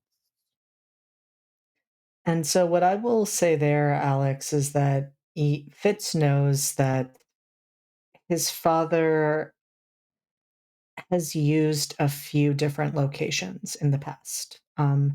There are cells that are built. There are interrogation rooms. There are all sorts of places like that. And there is the cellar. I don't think the cellar would be what Fitz would jump to. Okay. So I think then Fitz will give a very brief overview of the geography of the house and say, once I cause a distraction, go in here, point X or whatever, because that's closest to how you would get to the cells or something like that. Like, he's thinking, how do we get you in and out as fast as possible? So unfortunately, meta knowledge, I'm giving you the wrong information, but that is the plan. Hey, all right.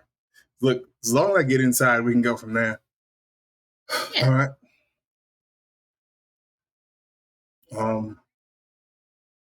I imagine you'll want at least to come with me. I think that would be for the best. All right. Okay. I will. How does Elise feel about that? About going with Dorian? And leaving Fitz alone.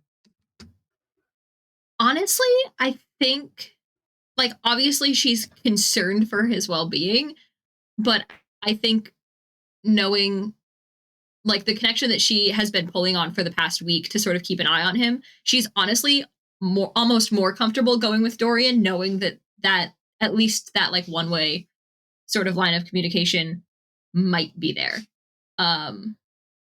Obviously she doesn't want to, but it's the plan that makes the most sense. So that's what she'll do. He's the strategist. I trust him. Right. The point is, Abigail might not be very heavily guarded if I can get everyone focus on me. So the more people that could overpower whomever is left, I don't want to leave it to just Dorian. No offense. No offense taken. So I'm pretty good with this thing, but it's always good to have an extra set of hands. One of my father's maxims is to fight where your enemy is weakest and apply as much pressure there as possible. So that's what we do. Great. On I'll let you that know when note, we have a. if it should come to quite a bit of force, who's off limit? Servants. So some of them were kind to me, and I wouldn't want to see them hurt. But otherwise, if my blood is in their veins, it's open season. No, not you. I hope it does not come to that. Understood. Dorian. Yeah.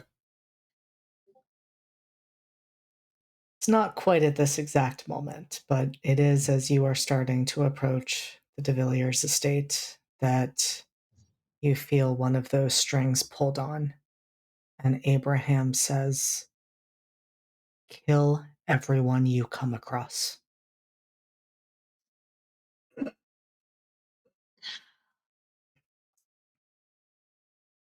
All right, I'm gonna go ahead and remove one of those. Thank you so much. Ow.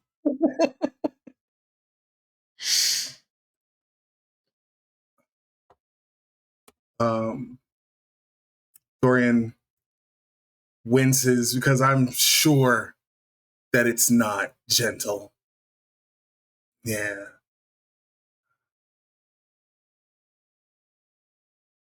And just very, very softly, both for Elise and Fitz, you're fairly certain that you didn't hear it. Just goes, as you wish.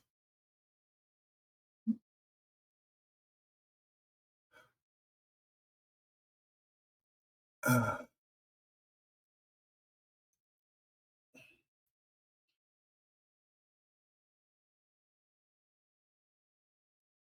and we're just going to keep going forward.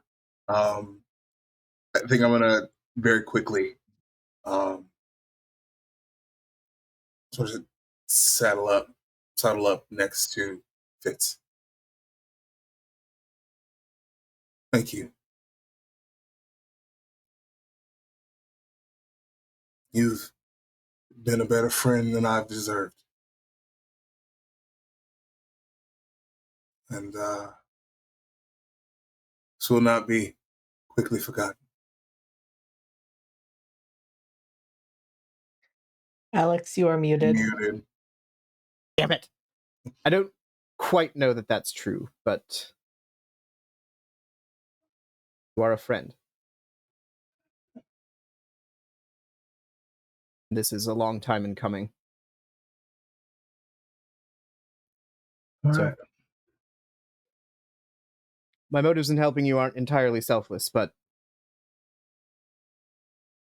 it was a much easier decision to make since you were the one who asked. Honestly, fully selfless choices never really rung true for me. Selfless means there's no investment.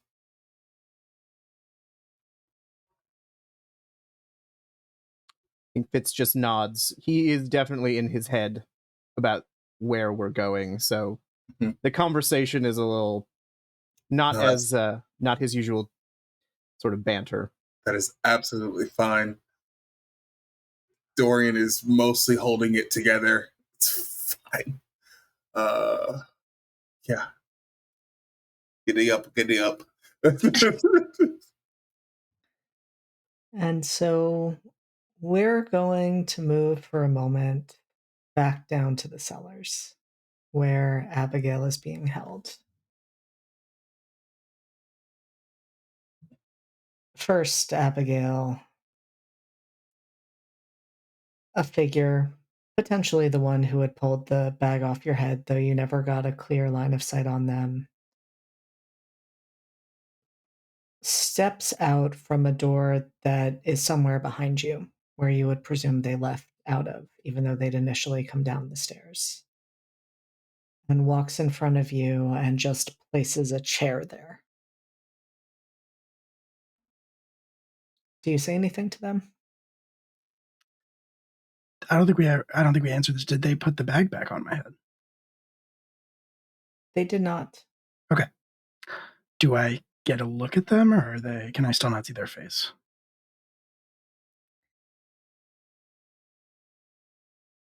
You can see their face. You would presume this is one of Fitz's brothers. He looks similar in appearance to him. Then Abigail would address him, I think, and would kind of look up at him, squint at him.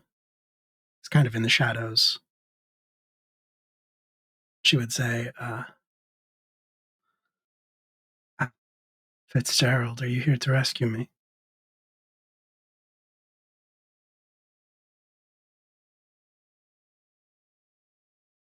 And there's a moment where it seems like he's just going to ignore you and walk away, but he can't help himself. That Barb has gotten under his skin, and he just shortly says, "Do not confuse me with, well, I wouldn't even say my brother." Brother, of course. Of course. I'm sorry. It's just you look exactly the same.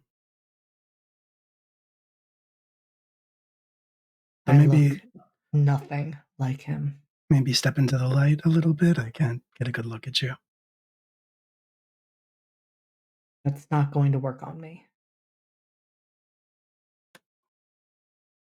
He is handsomer then. I've been taught better than that.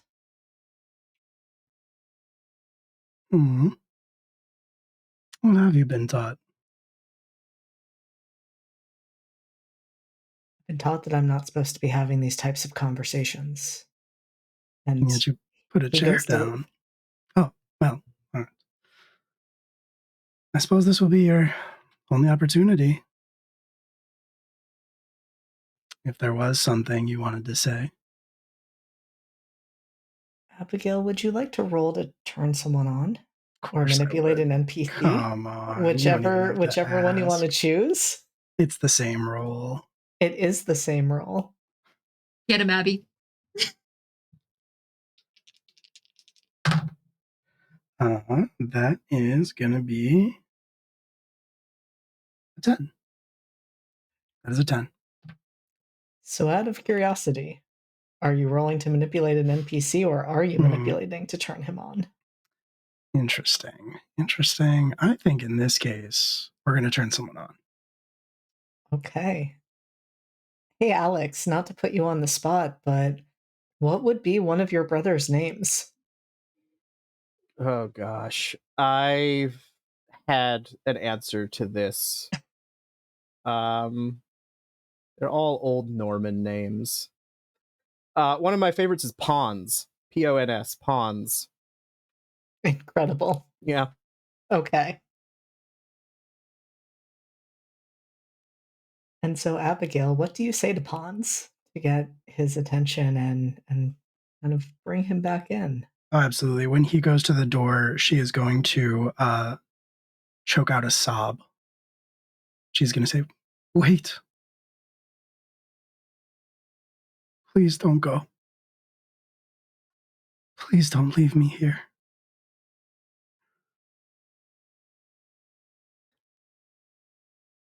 And so, in that case, what I will say his reaction is you, of course, gain a string on him. But I think we're going to go with that he is going to promise something that he thinks you want and give you that in this moment because what he thinks you want is to not be alone. And so he's almost at the door. You can't see just because it's out of your line of sight, but you can hear like his hand touch the doorknob and then he stops and steps back and says, "Can't stay long. My father is going to be down in a few minutes, but I can stay here until at least I hear the door open." No, I understand. It's just he's so terrifying. Your father.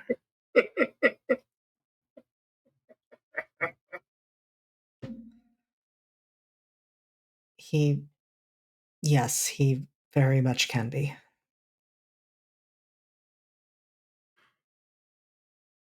I never wanted any of this to happen. I don't even know what I'm doing here. I mean, you're here to start a war. Mm-hmm.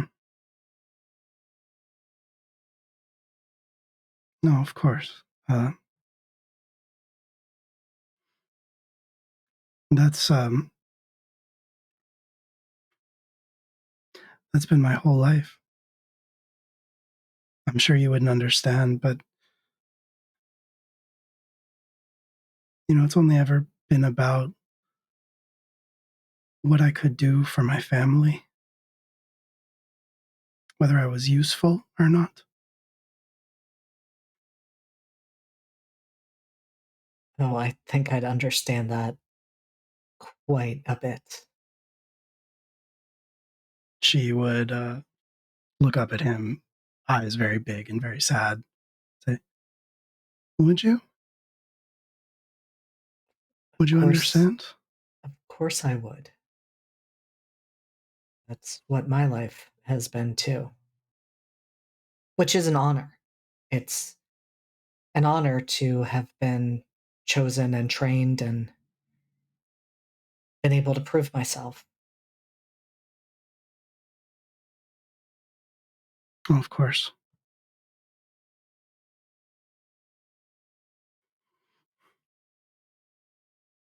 Of course, I'm sure you've made your family very proud. I have. And I'm sure they've been so grateful to you. I wish I knew what that felt like. Sometimes I feel like it's never enough. No matter what I do or how useful I am, or I just feel like it's never enough. Well, I don't see how you can say that when you're important enough that my father sees you as being equal to my sister.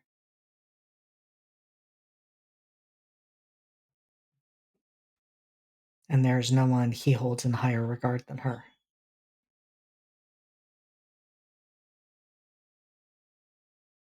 That must be why he sent her.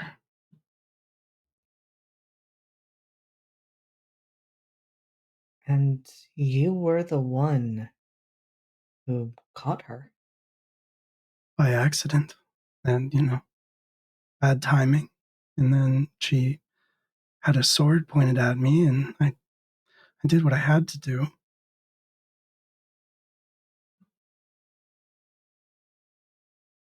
Well, it seems like you've now gotten caught in the middle of all of this, and for what it's worth, I'm sorry. But this is what needs to be done. Of course, yes. Our duty is to our families. Always. Family Always. over everything. Everything. Yes. Of course. Gosh. You must be his favorite.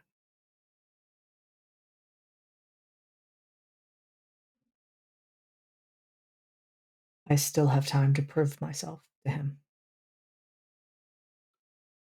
Oh, I'm sorry. I just assumed because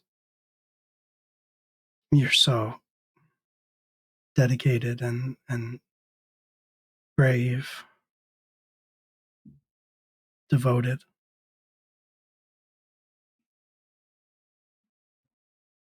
Yes, well, when there's so much excellence within the family, not everyone can be at the top. I must have gotten a very bad impression of your family from your brother. I assumed you were all alike.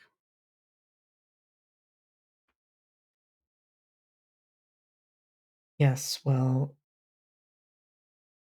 my brother made his choices, and he doesn't like to own up to them or his role in what happened. What happened?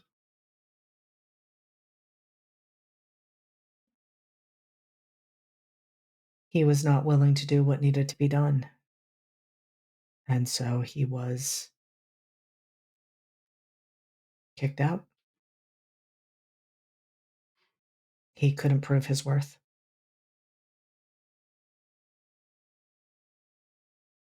I'm sure your father regrets not putting you in his place every day. Whatever it was, I'm sure you would have done it. I did do it. That's why I'm still here. I will do whatever needs to be done for family. Of course. And it is at that moment that the door at the top of the cellar stairs opens, and Pons hurriedly says goodbye to Abigail. But he does pause long enough to say that he will be back later if he's able. I'd like that.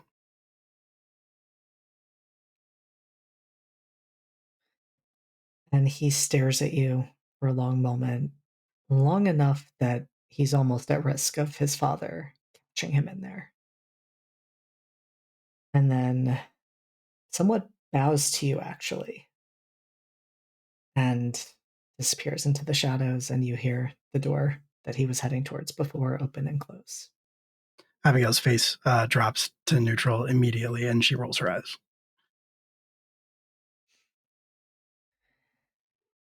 And that is when Lord General Horatio de Villiers takes the seat that had been placed in front of you. We're going to pause there, see what our trio is getting up to outside as they start to get ready to execute this plan. So I imagine we let Fitz ride up ahead of us, Probably. and then we would can want move to. around to where we need to go. Yeah. Point of order. How far does Joe follow us? Joe's Or had she following. kind of been in the shadows the whole time? She's been in the shadows the whole time. Okay. And she's Cool. staying there. Yeah. I at least would let you two know that like we are unlikely to be interrupted in any sense of the word, and like Joe knows what she's doing, but like if you see her, she's with us. Got it. Understood.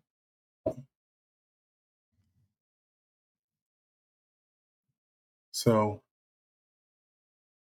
did that sound good for a plan? I will make as big an entrance as I can. I've seen you make a big entrance. I think you'll do just fine. Fitz. Not so big an entrance you can't make it out. Okay? I do plan on walking away from this. I'd like for us all to. Yes.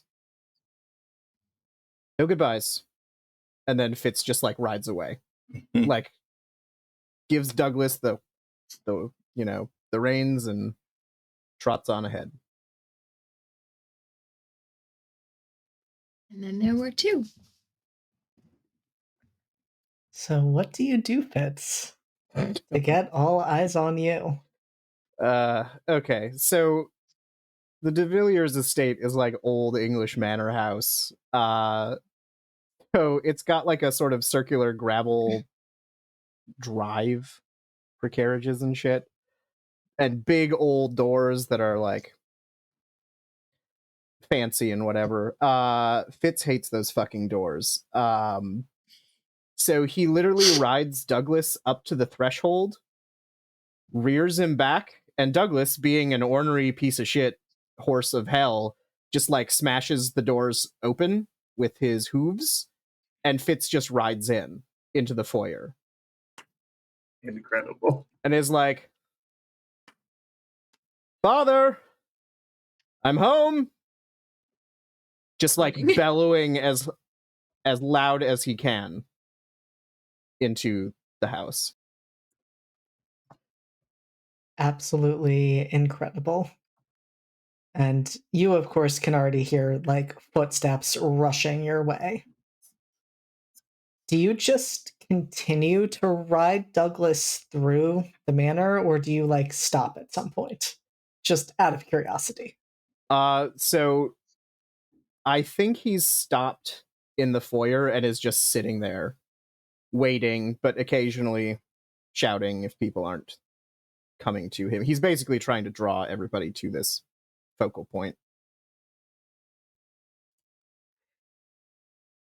Okay. And I'm going to say, I mean, with that much of a commotion, it is definitely working. Again, you can hear multiple sets of footsteps coming from all directions, from upstairs, from the rooms around. And it isn't long until a number of your cousins and several of your brothers are standing there with weapons pointed at you. Fitz just sort of looks around and is like, is that any way to welcome family? Disappointed in all of you. And one of your brothers, not Pons, says, "You're no longer part of the family." Oh, come now, Richard. I heard that Horatia was locked up for incredible incompetence, and I figured, well, father's short a child. Perhaps I could offer my services. And what makes you think you could ever replace Horatia? Well, one of us is in jail and one of us isn't. So, there you go. I mean, Father is not going to be happy when he sees you here. When is father ever happy? He always looks like he's eaten a lemon. I would not say that to him, Fitz. You wouldn't, I would. And then Fitz like hops down. It's like, is this all of you? Family must be running on hard times. What's the matter? Father been running you all into the ground? Anyone sick from eating too many peasants? I seem to remember that was something you weren't willing to participate in. Oh, well, you know me, sensitive stomach. And then Fitz burps a little. But I have to say, living in London has agreed with me, and, well, maybe my palate's a little broader these days.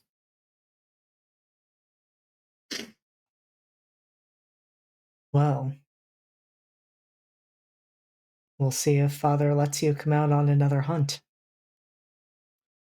Oh, tedious hunts. No, I was thinking something a little more exciting and immediate. Where is he? And Fitz is like looking around, walking to and fro, kind of poking cousins and siblings, adjusting things. I must say, you all seem to be slipping. I guess that's what happens when you shut yourself up here, give in to your baser natures. And it is telling that while all of them are armed, they don't stop you from approaching. And you would know enough that if they haven't been given the order to do so, they're not going to. It is nice to see that all of you are still following his commands. Good little boys.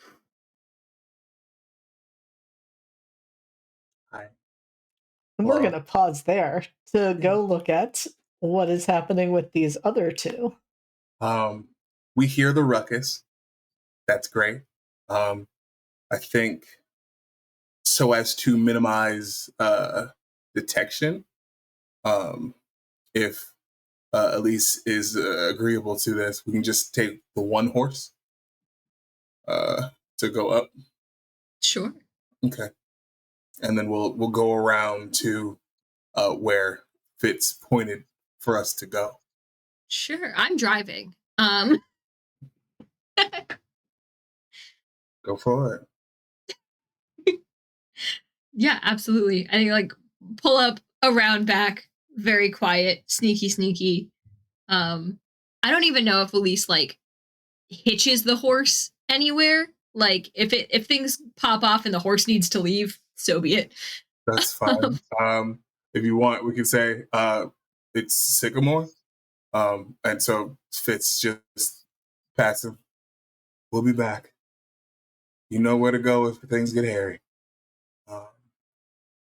And then he just draws one of his guns. Fey horse. Right. Smarter than your average That was horse. absolutely the question in her eyes. Like, Yep. I'm giving a horse a command, but that's like complex and several phrases and Fey horse, right? Fey horse. Like Fey horse. Yes. Say less. Right. Yeah. All right. I think is there a back door or are we going in a window? Right. There is Back a back door. door. Back door. Perfect. Yeah. Is it currently locked? So what I will say is we may even need to backtrack just a tiny bit because Okay. as you rode around the side, Mhm. you saw someone standing guard at that back door. Ah. Gotcha. Perfect. All right, so then we stop and then we're just going to hit it by foot. Yeah. Similar to that. Is it are they dressed like a servant or are they dressed like military? They are dressed like military. Military. Great. All right. How fast are you? How quiet? More quiet than fast, but a bit of both. Good to know. Then I'll be the distraction. If you think you can handle it, be my guest. Absolutely. I've done this script before. He's gonna pull out a flask on this hand, leaving the right hand open for ka. And it's going. Now, I'm fairly certain that I've gone to the wrong. Sir, excuse me, sir. Is this the Marquis? You shouldn't be estate? here. You should not be here. So it is not the Demarquis estate then. It is not, sir. All right. Would you happen to know where they are? I do not think you want to be here right now. Okay. All right. Well, clearly this is not the Demarquis estate. So, no, I don't want to be here. But if you can point me in the right direction, I'll be out of your way. Well, It's down the road to the right. You can't miss it. down the road to the left. And I'm pointing in the direction that Elise would not be coming from. To give through the shadow, through the trees. accurate, just proper distraction. Elise, what would you like to do? I mean, if I can sneak about to the door, and you said like try the door's locked. Door's locked. Is there a nearby window that isn't? There is. Excellent. I think she gives it a couple of seconds to like listen in, make sure that nobody's like in the immediate room, like find a window that like nobody's like right there in the sitting room, whatever. And she'll try to climb up into the window. I will let you do that. You are a vampire. You have that ability. And I grew up climbing things. Wait a minute. I thought Elise was just a little guy. Oh yeah, I'm just a little guy. I'm sorry. This mortal has really good climbing capabilities. I don't know why. That's what It's they what say. Climb a lot of understand. trees. I climbed a lot of trees. Yes. I had brothers, you know. Did a lot of shenanigans, a lot of pranks, a lot of mortal human pranks. Yeah. Not the first window I've snuck in or out of. So yeah, I think the plan is to sneak in there, walk around to the door, and unlock it from the inside.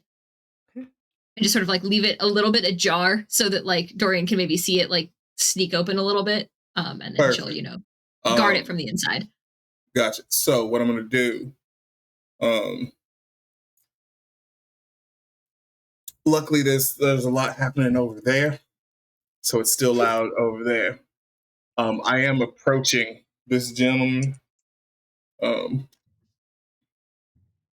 Okay, now you said, okay, so it's to the left. Said it was to the right. Right, to the right. Left? No, right. Got it. I'm getting closer. And I will say at that point, Dorian, you hear Abraham say, "Stop wasting time, Dorian."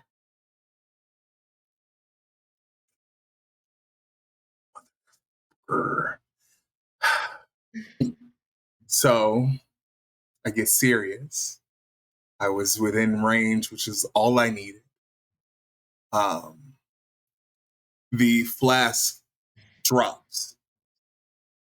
And as it does, quick draw, gun comes up, right here under the chin, pow. At least that's what we're trying for. I'm not going to make you roll for that. I'm going to give that to you.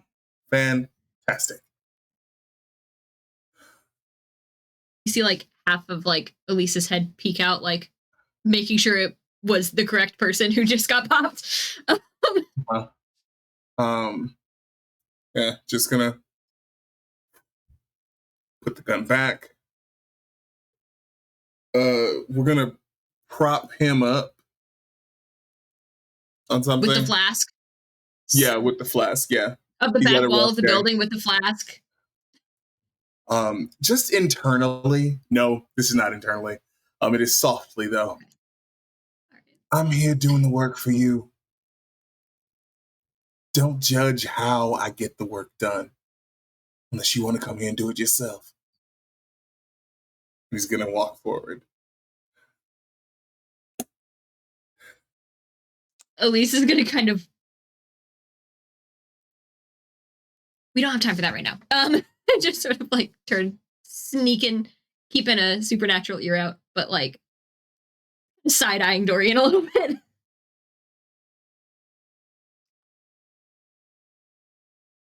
So the room you have walked into is actually the kitchen. And it's just as Dorian enters that there is a clatter as a servant drops what they were holding to the floor. Elise, hands up. Oh. No, why would you do this to me? You absolute asshole. Oh no. Oh no. Starting to think, JD, you might not be a sweet little meow meow. You? Oh. The concept. I have done nothing wrong ever in my life, and I am not doing anything wrong in this I doubt this, and I love you regardless. This feels wrong. Elise has got hands up in front of her face. Ma'am, you need to leave. We are not here to hurt you. We are here to help. You need to leave. And they are completely deer in the headlights, like trying to slowly back away. Just points to the back door, like. Hold on. Just gonna reach out and stop her. Hold on. They're holding someone here. Where? I'm not supposed to tell anyone. Just like from the side. Ma'am, I'm trying to give you one chance. Where?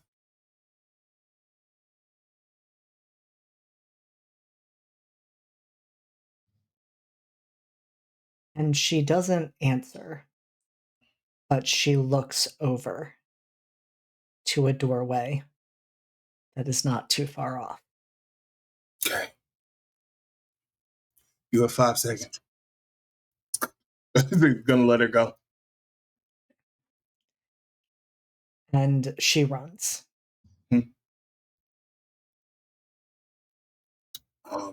And Dorian. Hold, Dorian. hold. I'm listening. As she's running, I'm gonna pull out a knife. And I'm gonna throw it at her and I'm gonna miss. I missed. Oh, damn. You told me not to waste time. So which one is it?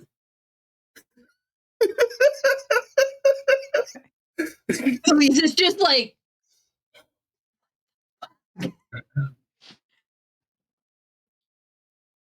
So what I'm gonna give you Yep. is that the knife does miss. Okay. But that string you just lost is snapped right back on. Okay. Now, question, because Alex did bring up a good point.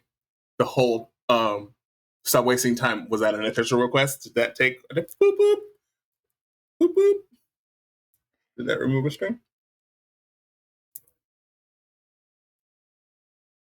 I'll give that to you. Cool beans. Sure. Then I'll leave that one exactly where it is. Let's go. I'll give Absolutely that to go. you. I'll give that to you. Okay, thank you so much. All right. All right. Elise. Fitz had a request. yes. Yeah. Leave the Yeah, service. one that you clearly don't mean to heed. I've been given other orders. So, go ahead of me and get them out of the way. If I don't see them, I don't have to kill them. Understood. Thank you. She will do as she is bade.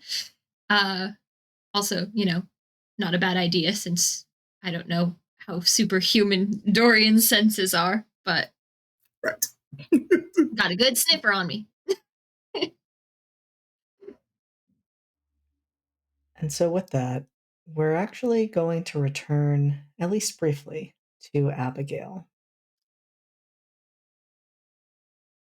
who had just been having a lovely conversation with Pons before Lord General de Villiers returned and sat down in a chair in front of her.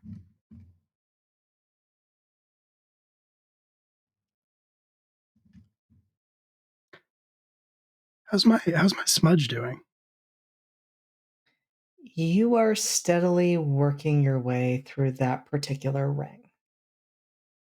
It's not completely deactivated, which you can feel because you're still feeling the heat, but it's lessening.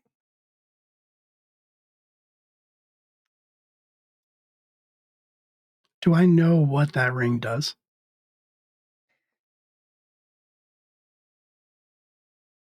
Roll with dark. Okay.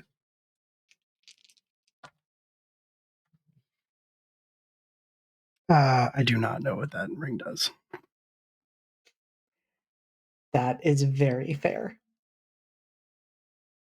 But I do mark an XP. We love failing upwards. It's our favorite. We do. It's so we fun. hate that in Urban Shadows. It's We fine. do. It's not fun.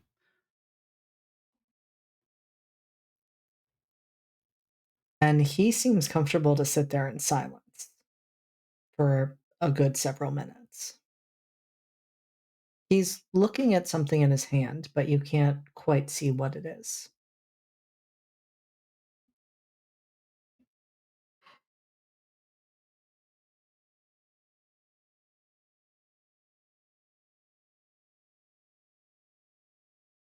She did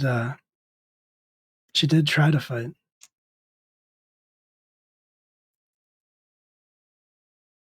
You take so much pride in your children, I'm sure it will bring you joy to know that your daughter did try to fight me. Tried not to listen.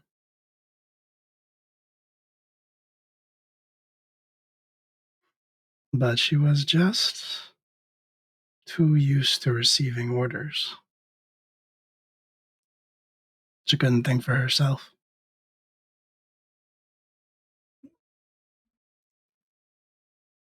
I wish I could say that it wasn't easy. I wish I could say that.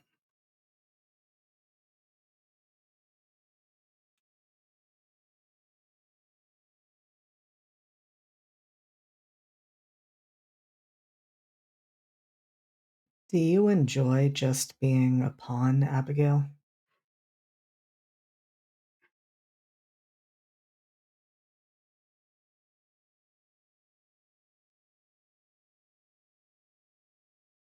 Abigail looks taken aback at that. And she tries to put some steel back into her voice. But she says, "It's all I've ever known."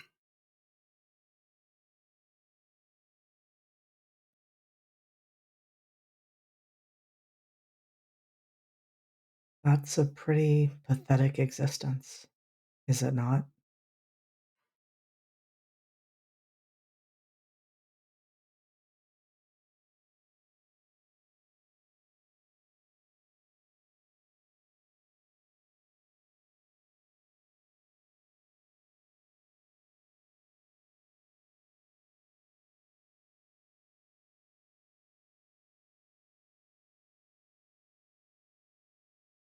Yes.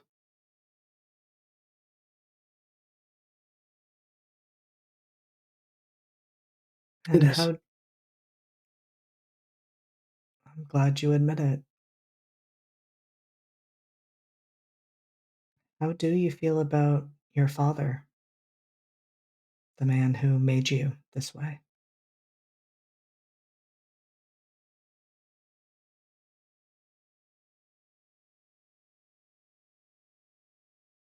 Some days I fear him. Some days I hate him.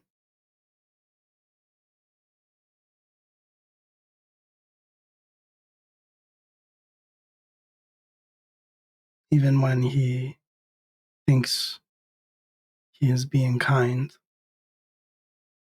which is not often. What am I? What option do I have except to say thank you? Thank you so much for everything that you've done for me, for what you've made me into.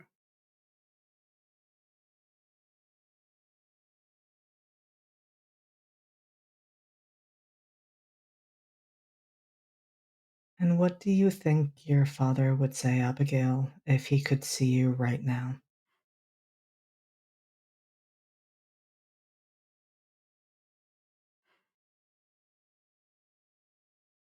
I think that he would. I think that he would leave me.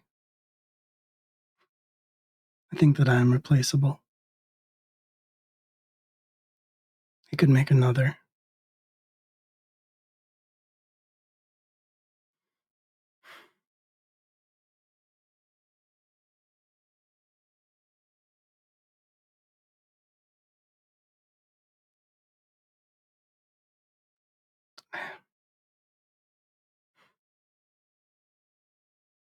It is, isn't it? A pitiful existence.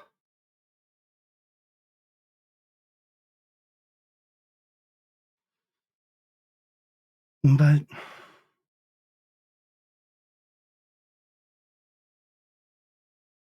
not nearly so pitiful as an impotent old man trying to leave his mark on the world like a dog pissing on a wall.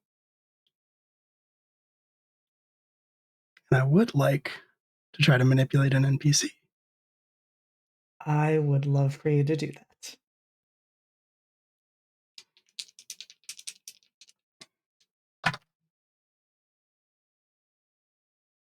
That is a 10 exactly. Incredible. What is your goal? Oh, I want him to hit me. I want Okay. him to backhand me. Okay. It doesn't happen exactly as you expected. He does stand quickly enough that he effectively kicks the chair away and looks at you and tilts his head again and then asks, "And what do you think would be your father's reaction if he saw you in pain?"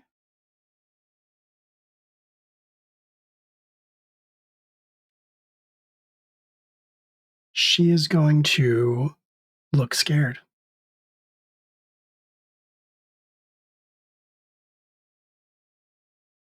And he's going to take a step closer and say, "Not an answer."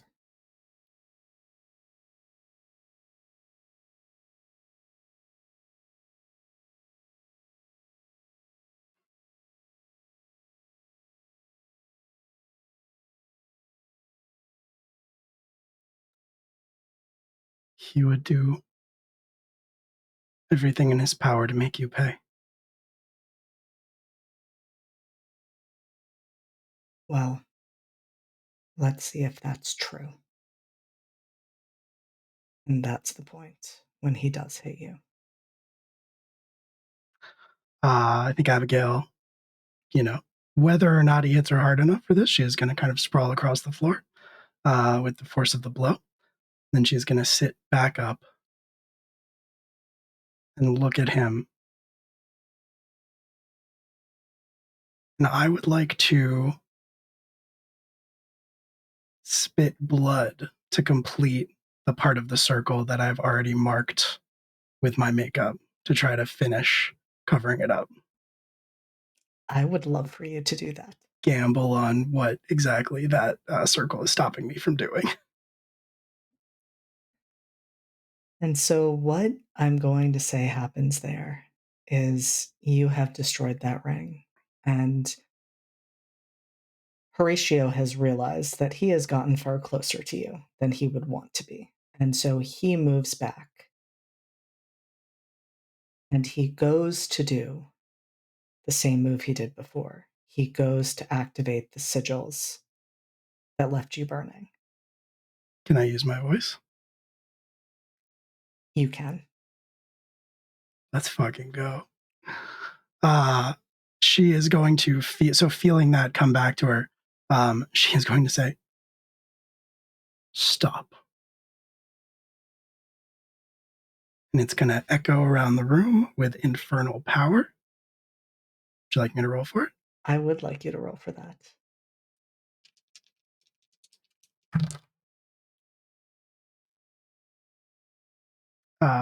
Okay.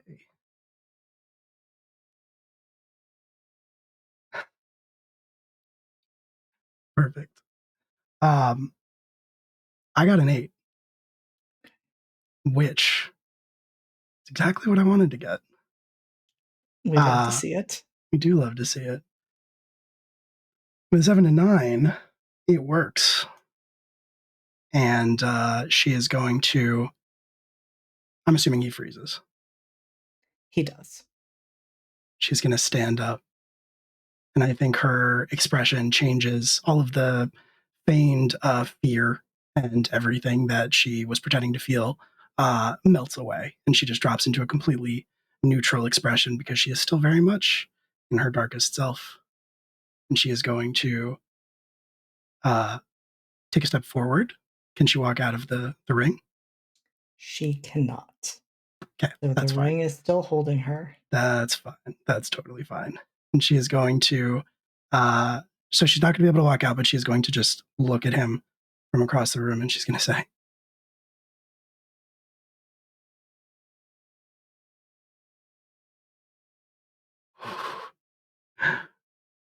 who do you think you are?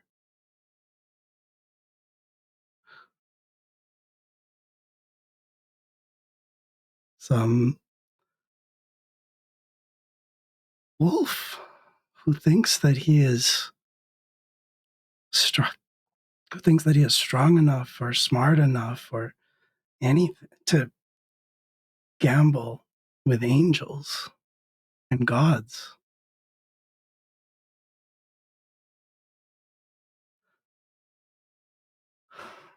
I warned you. I warned you that you know nothing of hell. But my father is Abaddon, the destroyer, the angel of the abyss.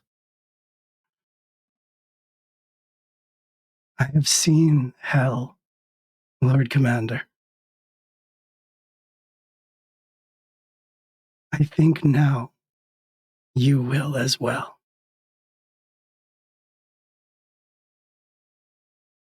On a 7 to 9, I have to choose one. They realize what you've done to them, they fuck up your commands, or their sanity is unhinged. And I'm going to break his mind.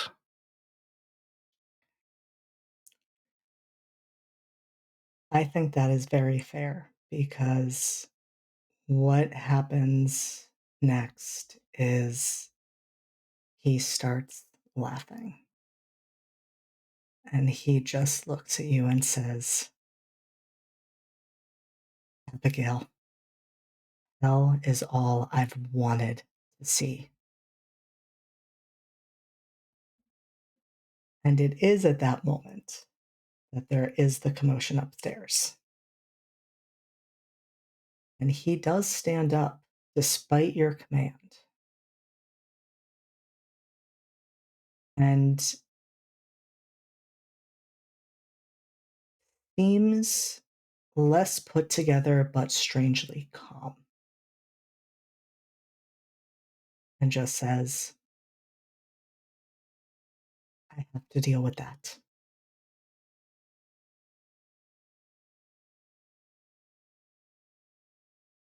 Is he leaving? He is. Okay. Abigail, Can I talk to him before he goes? you can. Okay. Abigail will say, it's not a place, Lord Commander.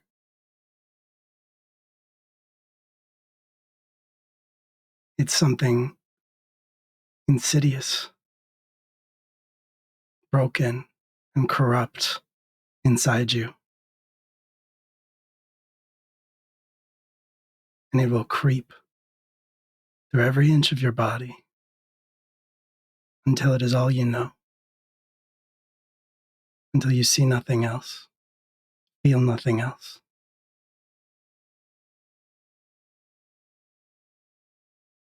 It will consume you.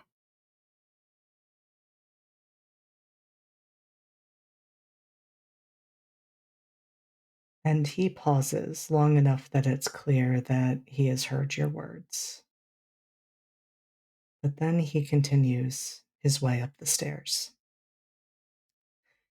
You see him pause for a moment to grab one of the swords that is down there. But he does not look at you again. However, you notice something glinting on the ground that he dropped when he hit you. Do you pick it up? Is it within my reach? It is. It fell within the main circle that you're in. Yeah, I'll pick it up. It's a small hand mirror. And you see your father's face reflected in it. And Abraham Donatelli looks at you approvingly and says, that's my girl.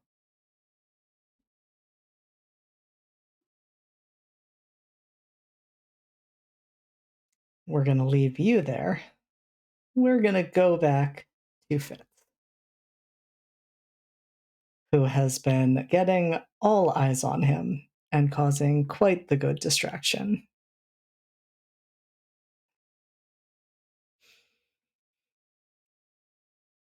Are you still just trying to keep up the repartee with your cousins and brothers? Yeah, I think he's just vamping to stall for time. And again, they haven't been given orders, so they are not attacking you. They're all waiting for the sound of footsteps that you all then hear. Oh, good. What kept you, father? Your father walks in, and well, he is dressed in the way that he usually is, shoulders back, appearance, all the usual. There is a look in his eyes, Fitz, that you have never seen before.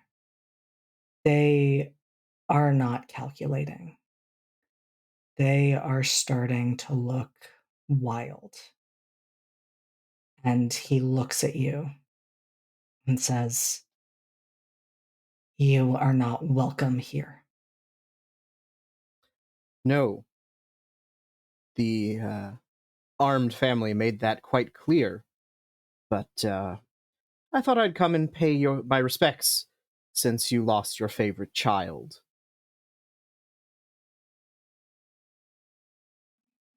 She is not lost, though I'm not sure she will be welcome here either. I don't know, What Father. do you want, Fitz? What do I want? That's not a question you've ever asked me before. Interesting. Could we go somewhere a little more comfortable? Not a good time, but I suppose I can spare maybe 3 minutes. Oh, that many. As many as 3. You sure you wouldn't be willing to spare more? I've come to talk about Abigail. That gets his attention. And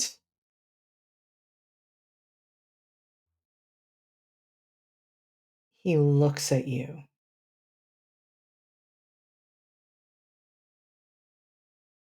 How did you know about that? So I think this whole time Fitz is trying to hold himself together. He was not expecting crazy dad, or he was not expecting unhinged dad. He was expecting dad with a plan, and so this is for him. And so with the JD's permission, I would like to roll to keep cool, and that will depend on how Fitz responds, I think. Or that will indicate how he responds. I'm going to say, Alex, this is when that roll you made earlier comes into play. So you rolled a 9 there earlier. I did. And so with that, what is Fitz considering in terms of his options?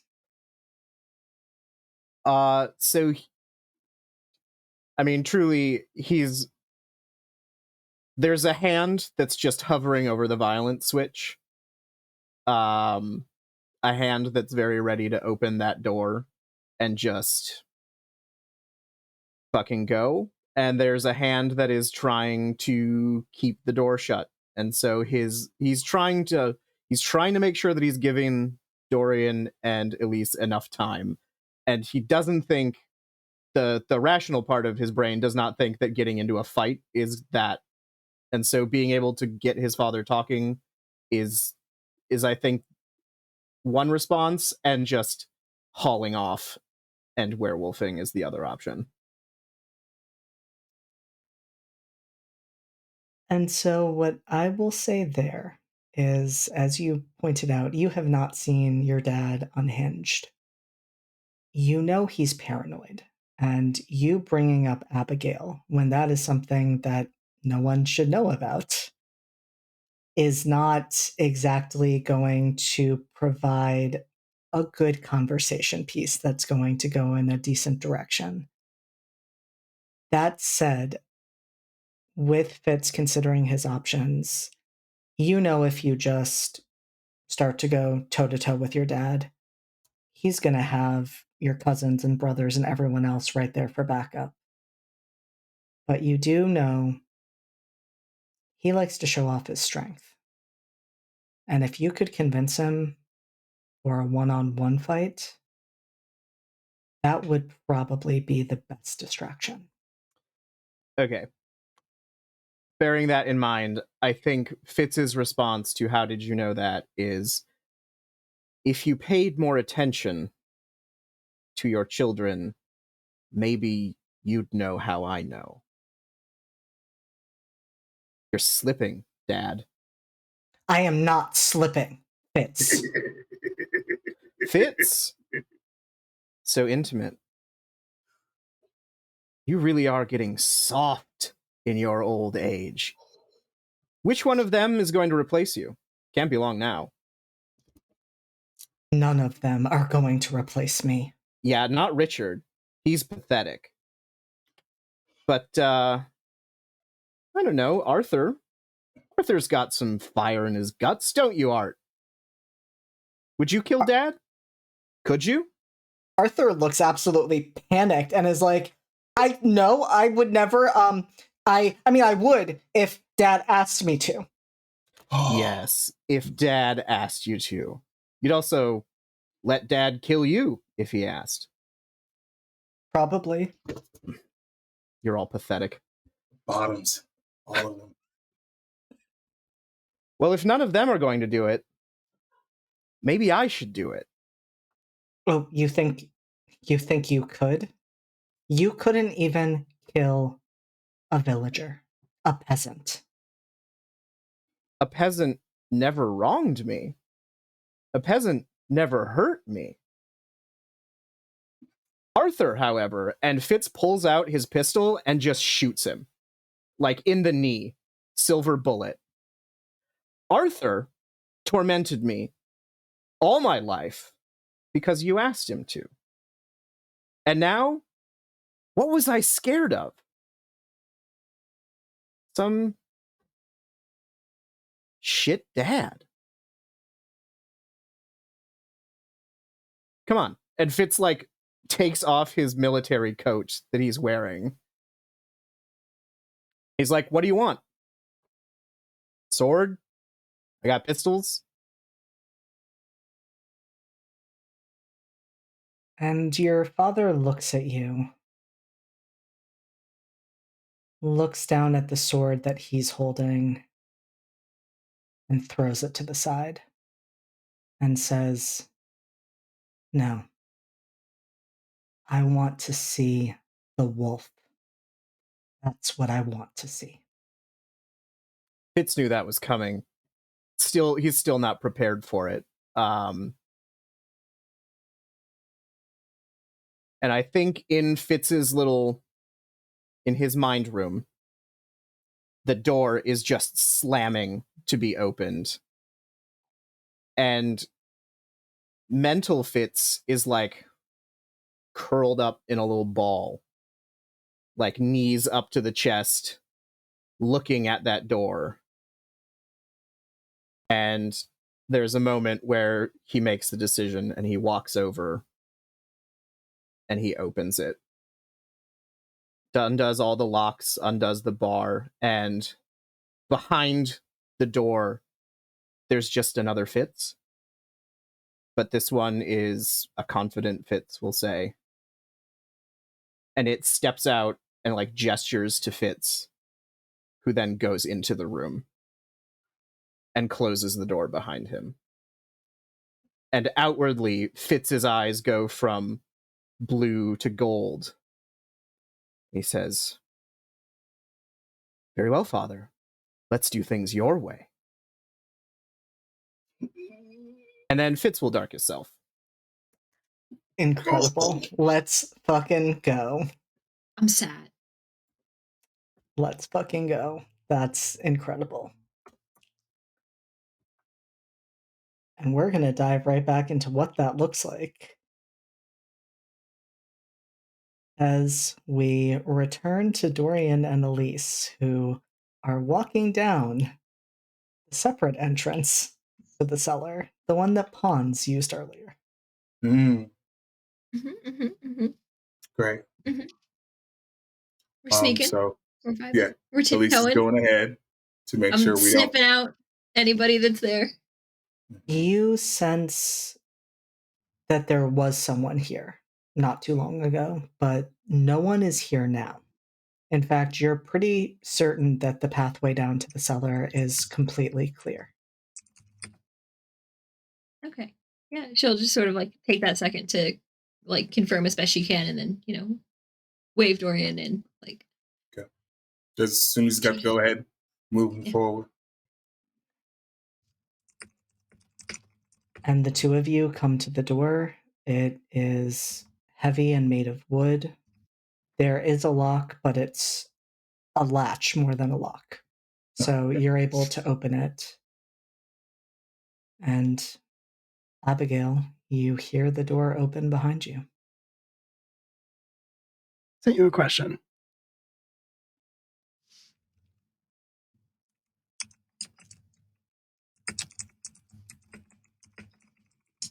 I'll consider it. Okay. I'll consider it. Cool. That's what I'll say. All right. Then I think when Elise and Dorian open the door to the room, Abigail is standing within the circle still, but her eyes are closed, like she is concentrating on something very hard. Okay. I'm gonna take a scan of the room, make sure there's no one in here besides Abigail. There is not. Take a look at the circle. See what we need to do to get rid of it. Elise is sort of like taking a perimeter, like if there's another door, she wants to see if there's anyone on the other side of that, like just like listening and things. But she doesn't know what to make of the circle in the middle of the room at all. Yeah, and for the time being, Elise, there is no one else there. The attention is very much focused upstairs, both on Fitz's entrance and now the fight that is about to unfold. Gotcha. And so, no guards, no one paying attention to Abigail, as there is no reason to think that anybody would be coming down here to do what the two of you are doing. Gotcha. So could I just like scuff it? Just like take boot and just I think that is fair to say. Okay. In Well, then I'm gonna fact, do what so. I will say Yeah, what's up? is that Abraham orders you to do so. And you do take a point of harm. Wow. That's so rude. I'm already doing the thing. He doesn't cause the harm. The scuffing of the mark causes the harm. That would be why. Okay. Mm-hmm. Ouch. You feel your shoe burning. Right, because I got the devil in me. It's fine. Mm-hmm. Okay, got it. There's a curse under his breath, but he does do it. At least like looks back like, are you good? He's still standing. She didn't like hit him or anything. Okay. Sigils against infernal things.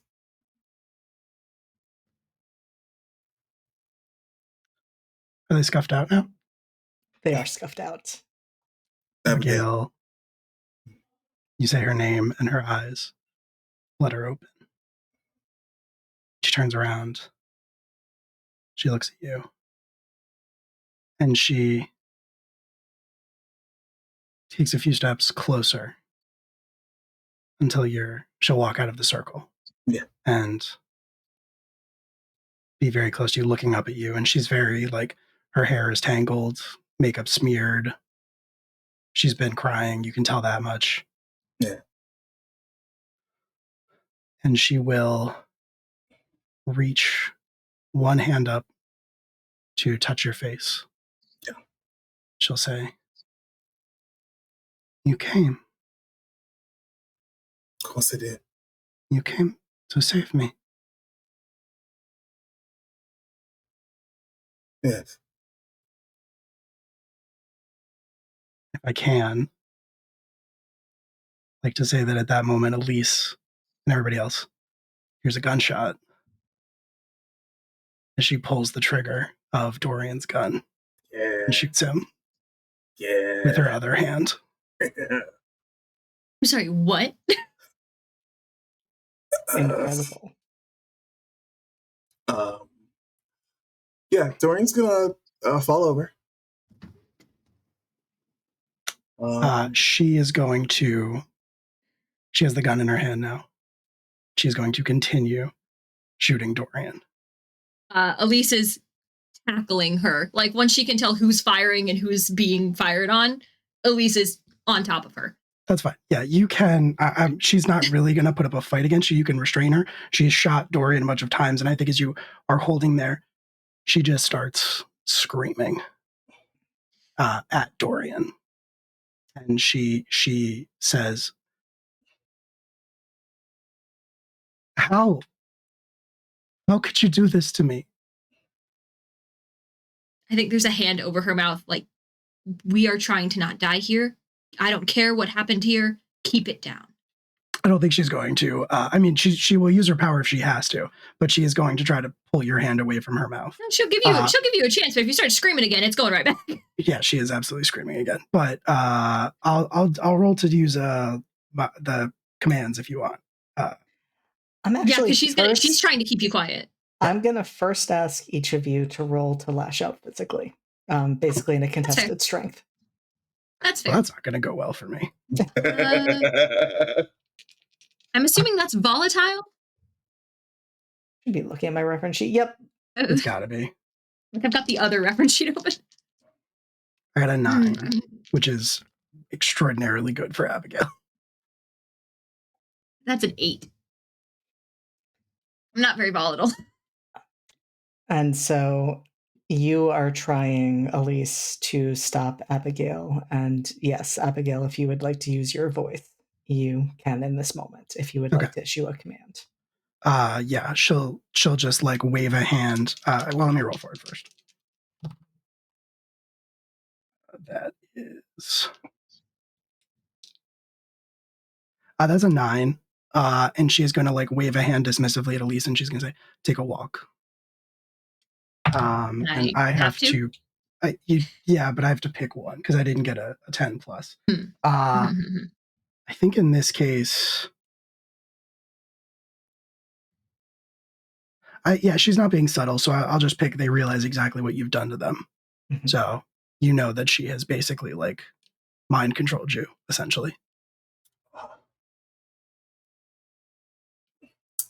Okay, take a walk. Yeah, take a walk where? Do I just need... Pretty non-specific. Yeah. Okay. I think Elise just starts pacing. Yep, I think that's fair. Also, because she's not leaving. Right. Also, there's a lot of blood. There is a lot of blood. Is also the thing. Is also a thing. Oh, that is true. That's a good point. That is a very valid point. It's a great thing that's happening right now. 4 out of 4. We could still do it, guys. Incredible. We might. Incredible. We might. Dude, I guess that's to keep my cool, right? I think it is. That's a lot of blood, bestie. That is a lot of blood. How many gunshots? Several? Several.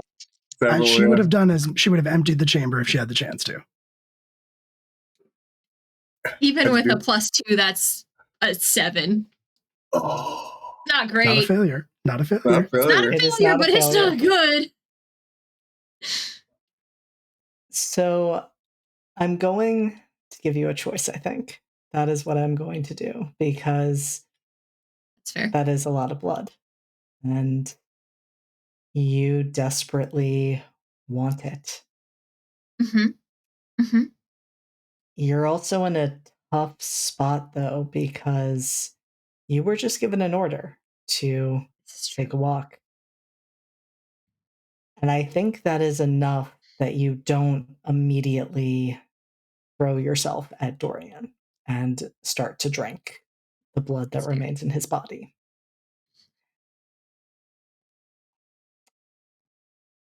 But I'm gonna say, I think we might be edging towards dark itself territory for Elise. I think that contradiction of animalistic urge and order is creating so much friction. I think, especially given that has been her life for the past several months, has been taking orders and composing herself. And then to have that come from some fucking nobody that she's met twice. Yeah, I think there's a moment of just absolutely baffled. And then it just sort of like the brow quirks, the smile kind of edges, like, all right, we're playing a game. Sure. Fine. And I think this is the thing. She's told me to take a walk. I can't. Is Darkest Self enough to overpower that? Because I don't know. I will point out that there is an option that I could have picked is they fuck up your commands. I didn't pick that one. That's true. So. That is true. So I do keep walking. And I have grabbed Abigail by the back of the collar of her whatever dress or shirt she's wearing, and I'm pulling her with me. I'm leaving. Okay. Cute. We're gonna check in. I'm sorry, buddy. I needed to get away from that blood. No, it's okay.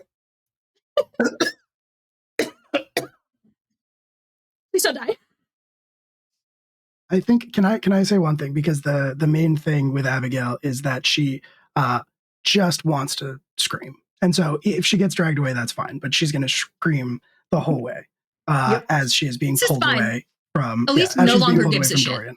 That's totally fine. Yeah. That's totally reasonable. Excellent. But as she is getting dragged away from Dorian, she's just going to keep sort of screaming at him as he's lying there and say, just repeating over and over again at first, "How could you do this to me? You know." So there's coughing, spluttering as Dorian rolls over.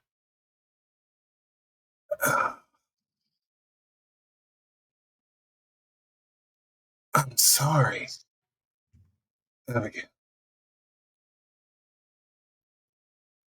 Didn't mean for it to happen like this. Oh, I think you got a lung. How could you make me think all this time when you know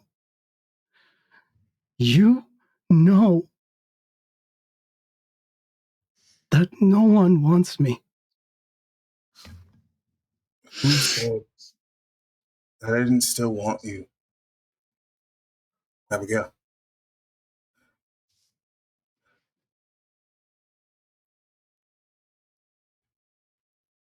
We are a good team. Always have been. But do you love me?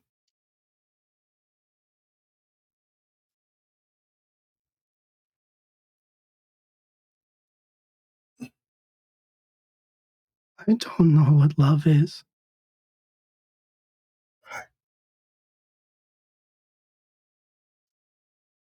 We say such pretty words to each other.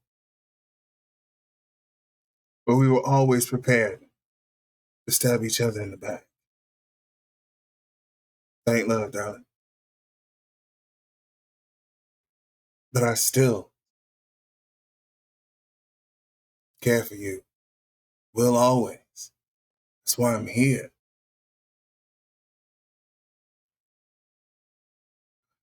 I wasn't getting rid of you.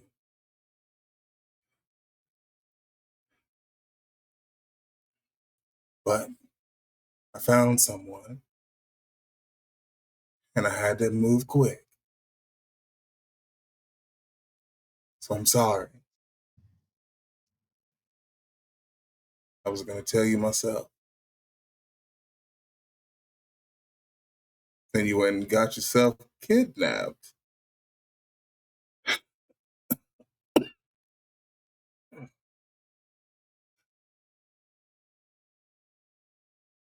not gonna breathe right for a week.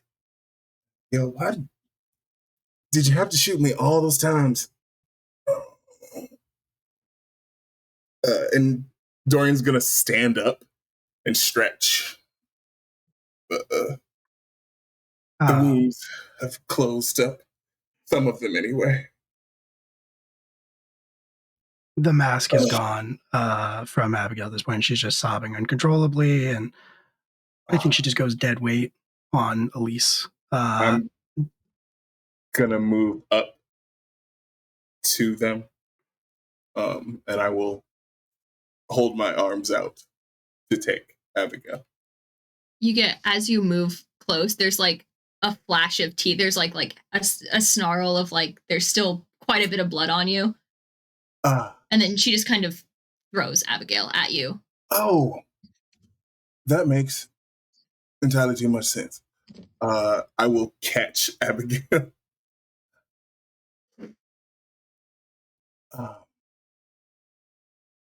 Cool. I'm gonna. Cool. JD, Mm-hmm. even though Dorian recovered, does it count as destroying an innocent person?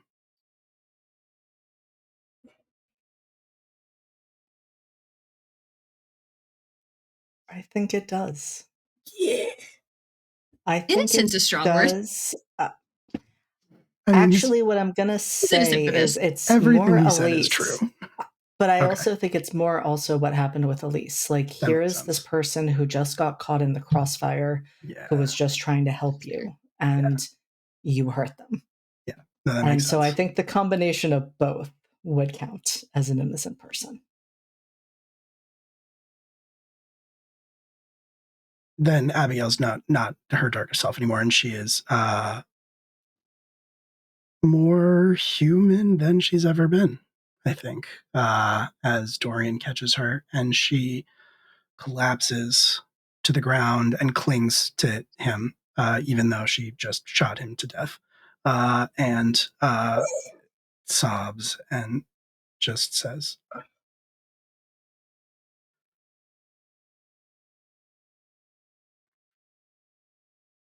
"I'm so empty. And I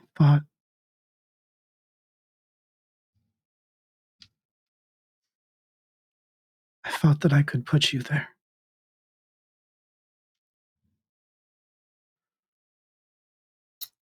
I wish that were the case.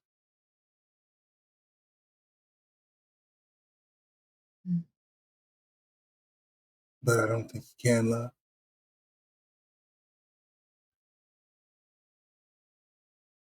But I'm still here for you. I'm not going anywhere. We just have to renegotiate how our relationship works.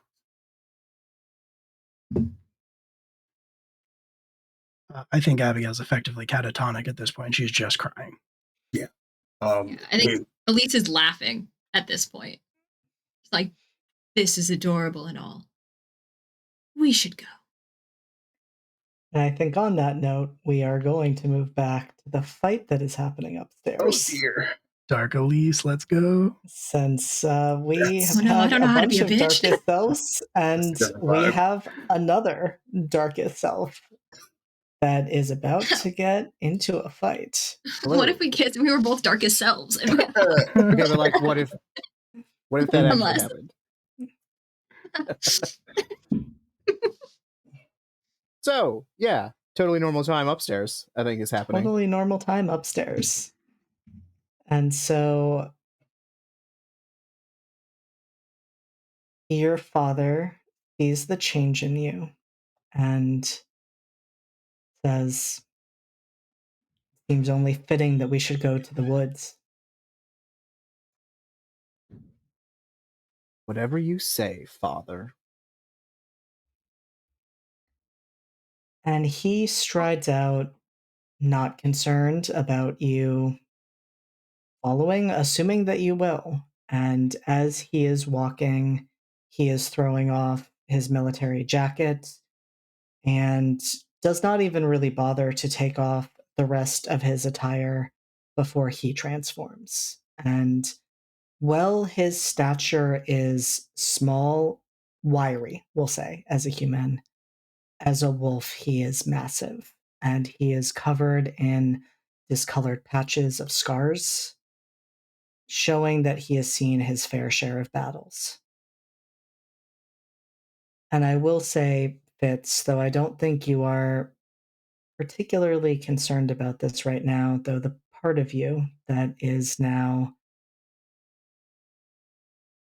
in safety, we'll say, locked up, probably would be. The one good thing you know is that, as a wolf, he no longer has his words as weapons. Indeed. So I think Fitz watches Dad leave, looks around at all of the cousins and brothers and assembled family, and is like, I wouldn't recommend being here when I get back.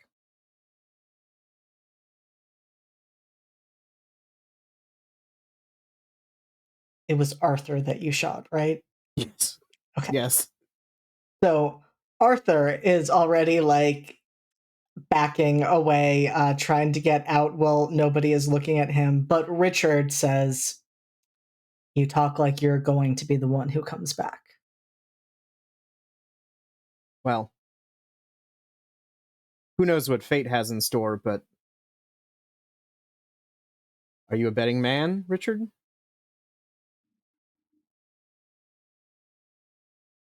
Father always said there's no need to bet if you know the outcome. Exactly. Don't be here. And then Fitz leaves.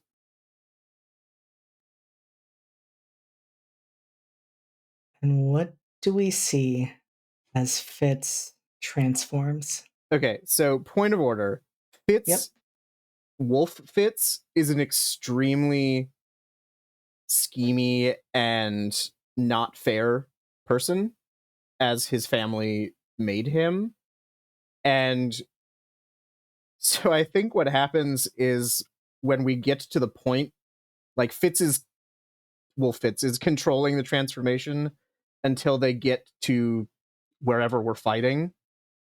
And the first move is to just shoot his father with 2 silvered bullets and then transform as he like is throwing away the pistols.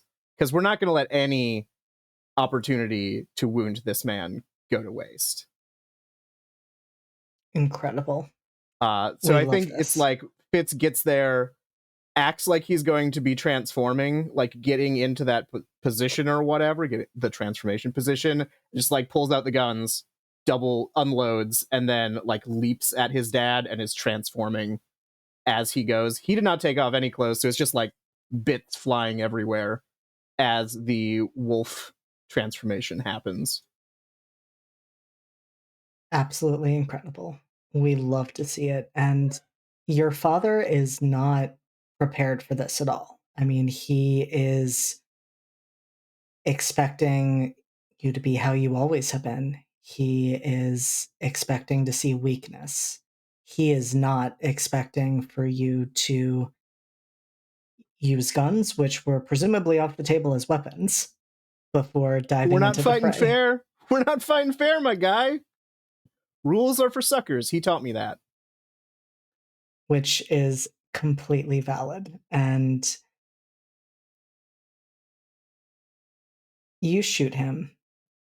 He howls, less in pain, more in surprise. And you leap at him, but he is already rolling out of the way. He was not able to catch that you were about to shoot him, but he was able to recognize that you were about to make that move. So I assume that this is in the initial moments just going to be a pure strength thing, and Fitz is just going to try and overpower Dad because that is the way Wolfbrain thinks in the moment. is that I assume that is some sort of I would like you to roll with volatile. that's the word I was looking for. Yep. Okay. All right. That is a 10. Yeah. Let's go. Absolutely incredible. And so, what do you do? How do you try and pin your So father down? the wolf form is like a little it's more wolf than human, but there are like, it's long arms and still some wolfman abilities. So I think Fitz just grabs his father by the throat and slams him down and just starts like smashing the head of into whatever, like if there's a stone or a log or something. It's just about a pure display of dominance. I don't know how well that works, but that's what he's trying to do. It works very well. Your father does not immediately retaliate. You have once again caught him off guard in a way he did not expect. And so he does not do anything to lash out against you. Okay, I think using that initiative, Fitz is then going to go for the throat. Like, he's hoping he's stunned his dad enough that he can then just like get in there and just rip the throat out. I am going to ask you to roll once more. Okay. Come on, dice. Come on, dice. It's an 8. Okay. Okay.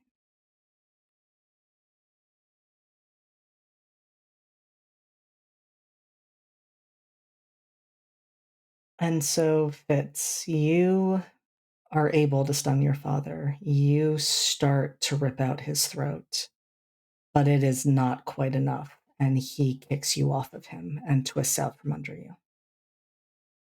And he is going to slash at you. You've done a lot of damage to him. You can tell that. He is limping. He is dazed despite the fact that he was able to get away from you. But I am going to have you take 2 harm.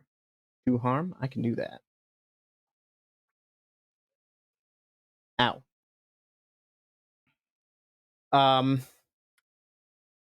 Would it be possible? I would like to feint him somehow. And what I really want is there are bits of clothing scattered everywhere, including Fitz's other weapons. And what I really want Fitz to do is feint, shift back, grab his silvered sword, and just decapitate Dad. Okay. Because I'm sick of playing by this man's rules, and we just need to be done. I think in this case, I am going to have you roll with volatile once again. Okay. And that will determine that success. All right, let's see. That is an 11. As it should be. We love it when the dice tell our story for us. And so, Fitz, if your father were fully in his right mind, perhaps he would have caught that, but maybe not even then. Because you are taking every lesson you've learned and you are making it your own. And in that moment, after your father has caught you with his claws and you felt the skin tear, you felt yourself bleeding, you couldn't help but think of Elise. And you know that you have something to fight for that your father doesn't. Because you, unlike him, actually love someone. And that gives you what you need to give that distraction, to be able to step back, transform into a human. And you're showing your dad that you don't have to play by his rules. He wanted to fight wolf to wolf. You can take him on with your own 2 hands. not going to give him the fucking satisfaction. Let's go. And you lop your father's head from his body. So I think there's a moment. I have a question. Yep. Fitz stops being dark itself when he kills someone he cares about or harms someone he cares about. Is there enough familial connection there that this is enough to bring him out, or is he still Wolfen? I think it's fair to say he's still wolfing. Great. So Fitz then grabs the head, walks back to the family manor, and if any of his siblings or cousins are there, we're going to red wedding them. So Fitz is upstairs committing a horrific action. We're gonna let it happen. Well, there are screams. What are I guess really two of you, given Abigail's condition. What are the two of you doing? Elisa's going bro hunting. Okay. We love Elise it. didn't come here to fuck around. Well, Elise did come here to fuck around, but not anymore. Would you like to join Fitz upstairs while Dorian and Abigail? So here's the thing. Yes. Did I see the mirror? I think you may have, but Okay. Abraham was no longer in it when you looked at it. Got it. That's fine. I've got a bunch of my blood on the ground. Mm-hmm. Yep. Just Simple enough. Yeah, just sup. Do you have her? Yes. Is she unharmed?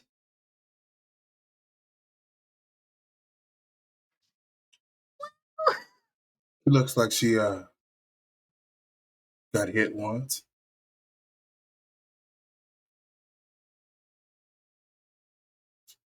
Looking a bit rough. Is that all, Dorian? Well, there's still people here. I was wondering if you still wanted me to see to them or...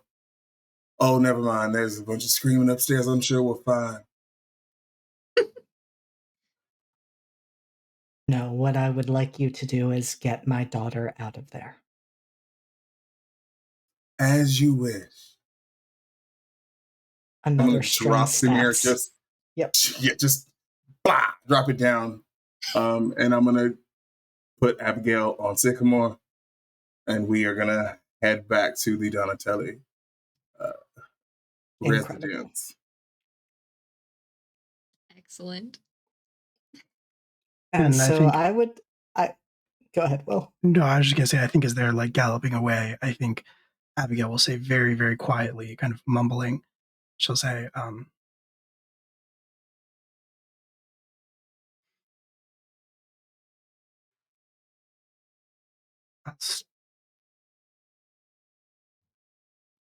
I'll still get you your freedom.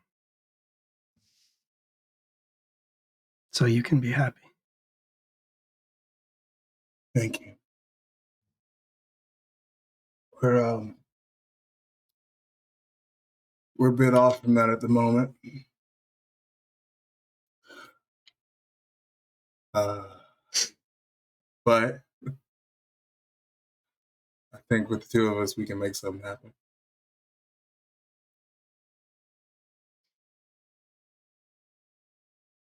You should stay away from me. Not doing that. I break things. Yeah, well, as you can see, I'm not quite so easily broken.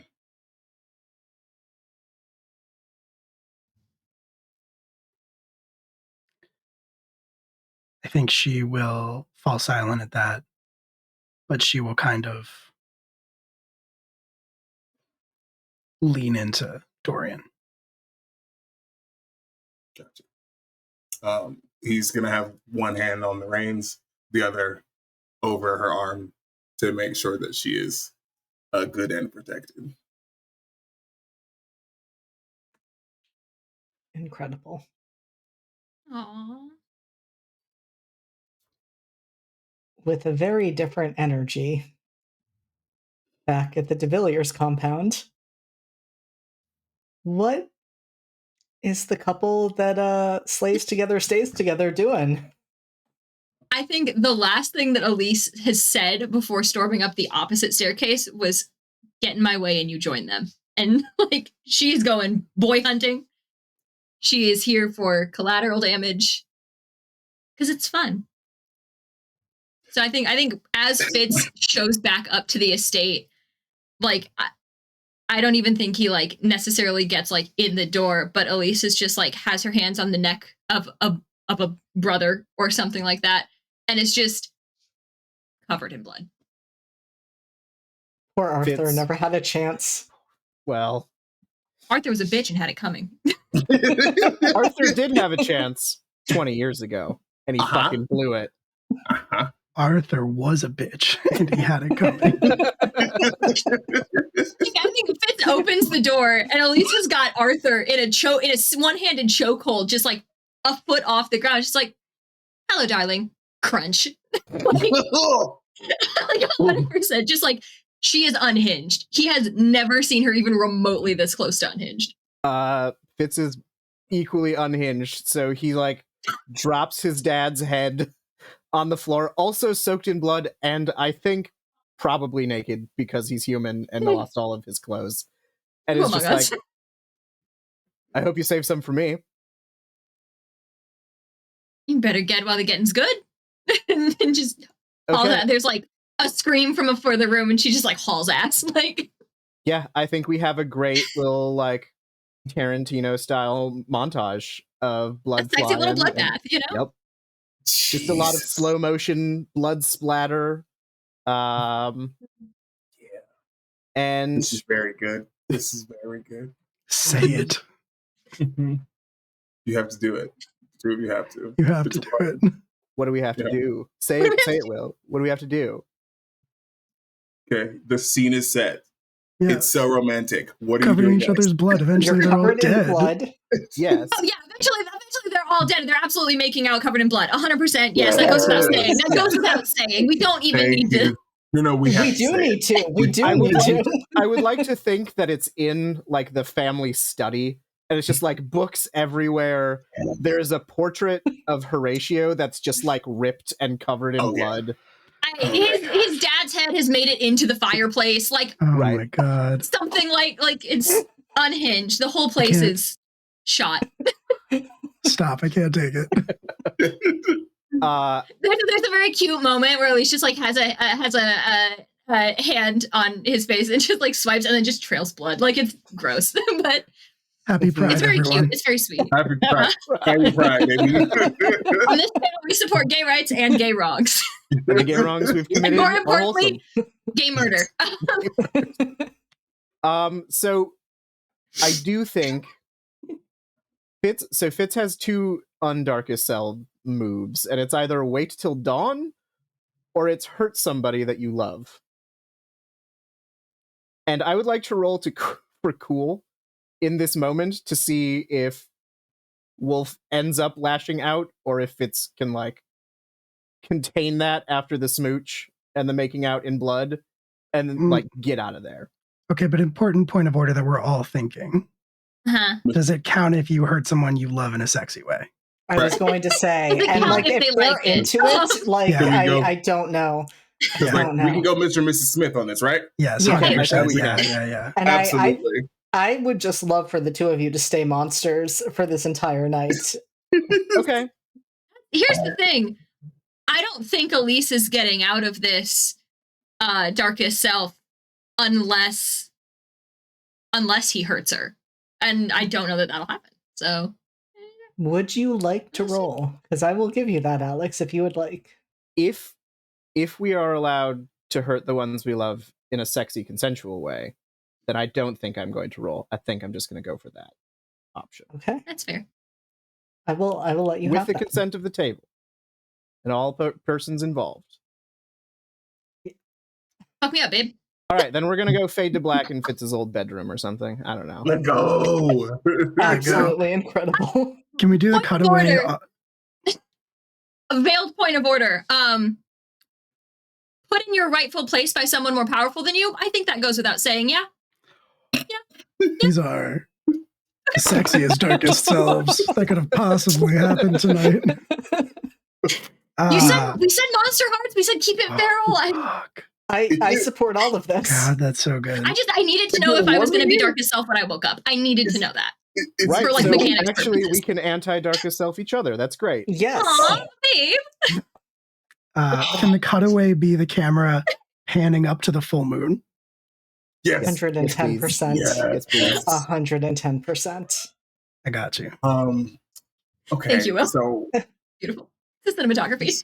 this feels bad. I'm the only one still dark as self. I hate this. It's okay. We'll Hey, get back. We'll get back to You it. know, We'll it'll get there. be fine. It'll be fine. It'll be fine. Who says we're not going to re-darkest self ourselves? It's fine. Yeah, totally I mean- possible. True. I would love to 100%. end the season with like all of you darkest self. Last episode, somehow everybody goes darkest self, even though we're wrapping up storylines. We can make it happen. That's- I feel like it's hard. So it is midnight. I Yeah. am going to bring us to a close after Sorry. that absolutely wild ending. How? Never could have I apologize predicted for nothing. 95% of this. What? Why are we ending? It's only midnight. It's fine. It's only It's midnight. only midnight. It's only midnight. I don't understand. It's The prime. moon is only just rose. Come on. Listen,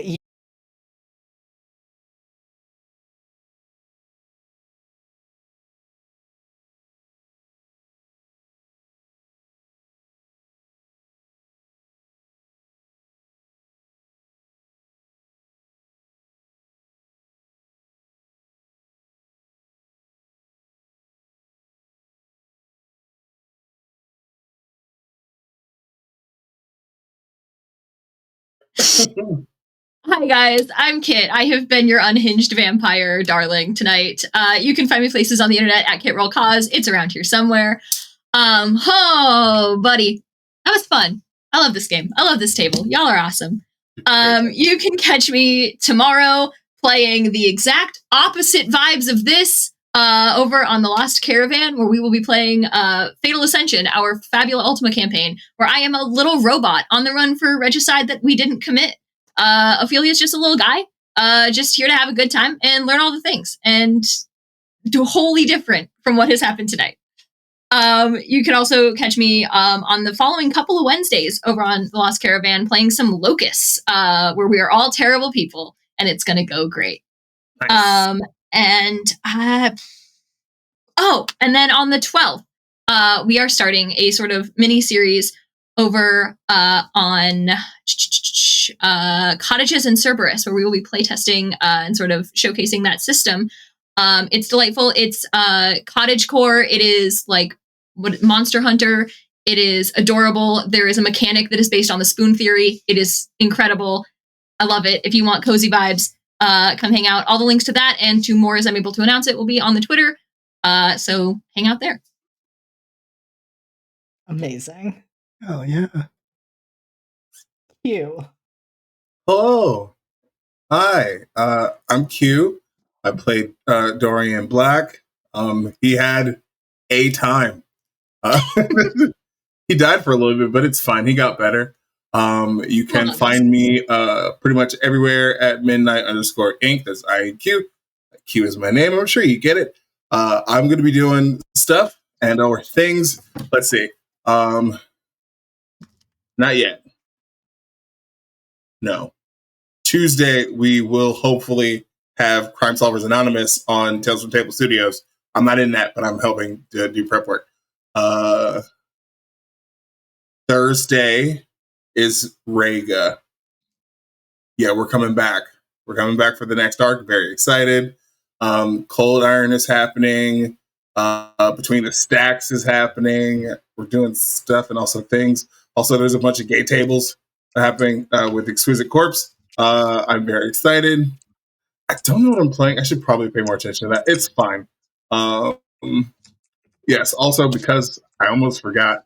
I don't know when the last one is coming out. We are going to have a podcast episode for Pride. We're talking specifically about Pride music, and all the gay icons and actual gay artists making music. For Code Switching Naturally, that's the podcast that I do with my sisters, where we just talk about a bunch of different topics, all from the lens and perspective of us being Black and in America. So give that a check out. I feel like there's other stuff that I'm doing a lot right now. It's fine. I'm not JD levels yet, but I'm getting there. We're gonna get there. We should all That's it. aspire to JD levels. Absolutely. Alex. Hello, I'm Alex. I was Fitz and Dark Fitz. Excuse me, Darkest Fitz. You can't just say this with every character that you play. Every character, a little of mine, a little unhinged, or at least with the possibility for it. I'm at Mightiest Fit on Twitter. I write TTRPG games in the backwards tabletop universe. If you are interested in knowing a little bit more about the little post-apocalyptic games that I write, come back to this very channel on Wednesday, because we are wrapping up the final episode of Founders Day, where everyone is having a fun time at a hotel, and there is nothing at all wrong happening. It's just it's going to be good. I think it's going to be a little wild, and I'm excited for that. And then the very next Wednesday, I will be running the first table of The Shadow Between the Stacks, which is a Call of Cthulhu Dark Academia game with some of the humans at this table. And then that runs for 3 weeks with a little break, I think. No, just 3 weeks. And then after that Wednesday, JD is going to be running table 2 with me and some other people at this table, where table 1 is fuck around and table 2 is find out. So it's going to be a lot of fun. And then starting in July, we're doing Cold Iron, which is the Changeling the Lost game set in an alternate Soviet Union where the fairy courts have taken over all of the communist things, and there's a murder, and people are going to solve it with just a lovely set of characters. 4 happy dudes and Will, I think, is what we're calling it. 4 angels. 4 angels and Will. Or sweet baby boys. Just absolutely. Sweet little lads. I will finally say I checked today because I knew I was going to have to do this, and I have 5 unannounced projects that I am recording at the moment that will be on my Twitter when they are unredacted. So check me out there. Other things. This was great. Thank you for letting me massacre my family and then make out with my girlfriend covered in their blood. A highlight of my year, really. Incredible. And yes, happy Pride. Yes. Happy Pride. Yes. Happy Pride. Where am I? There. Yes. Hi. Hello. My name is Will. I'm not usually here with this group, but I was tonight, and I will be back next Friday, I guess, with Table 1 to see and probably be completely normal, like nothing ever happened. So check that out if you want to. I'm at a Will M. Scream on all social media platforms. I'm one of the organizers and the storytellers here at Live from the Apocalypse. We have some stuff coming up. This Sunday, actually, Veilbreakers is not happening, unfortunately. We thought it was coming back. It will be back in 2 weeks. There's going to be nothing to Sunday night. Just going to be dark. Tuesday, though, you can come back for Class Reunion, which is the other game where we do a lot of gay rights and gay wrongs. I say the other game like there aren't many, many more. Founders Day already got talked about. It's not a redacted week, and it's not a Thy Kingdom Come week. So just come back for the Season of Secrets and Shadows on Friday. Academy H is our Masks actual play podcast that you can find wherever you get your podcasts. It's good. There are a bunch of episodes out. I am medicated for the first time in 6 months, which hopefully means I will be able to edit again, and there will be more Academy H coming out. So keep an eye out for that. Fingers crossed. Cryptic Community College is our Monster of the Week podcast. The first season is out. The second season is going to start recording in August. So you can listen to that as well. I play a Scottish guy in that one. Anyway, check it out if you want to. And that's going to be it for me, which means it's just JD left. And JD is going to keep this very simple because I have been streaming since 1:00 and it has been a very long week. Go to bed. I'm fine. Everything's great. Pretty much everybody has named the projects that I'm a part of.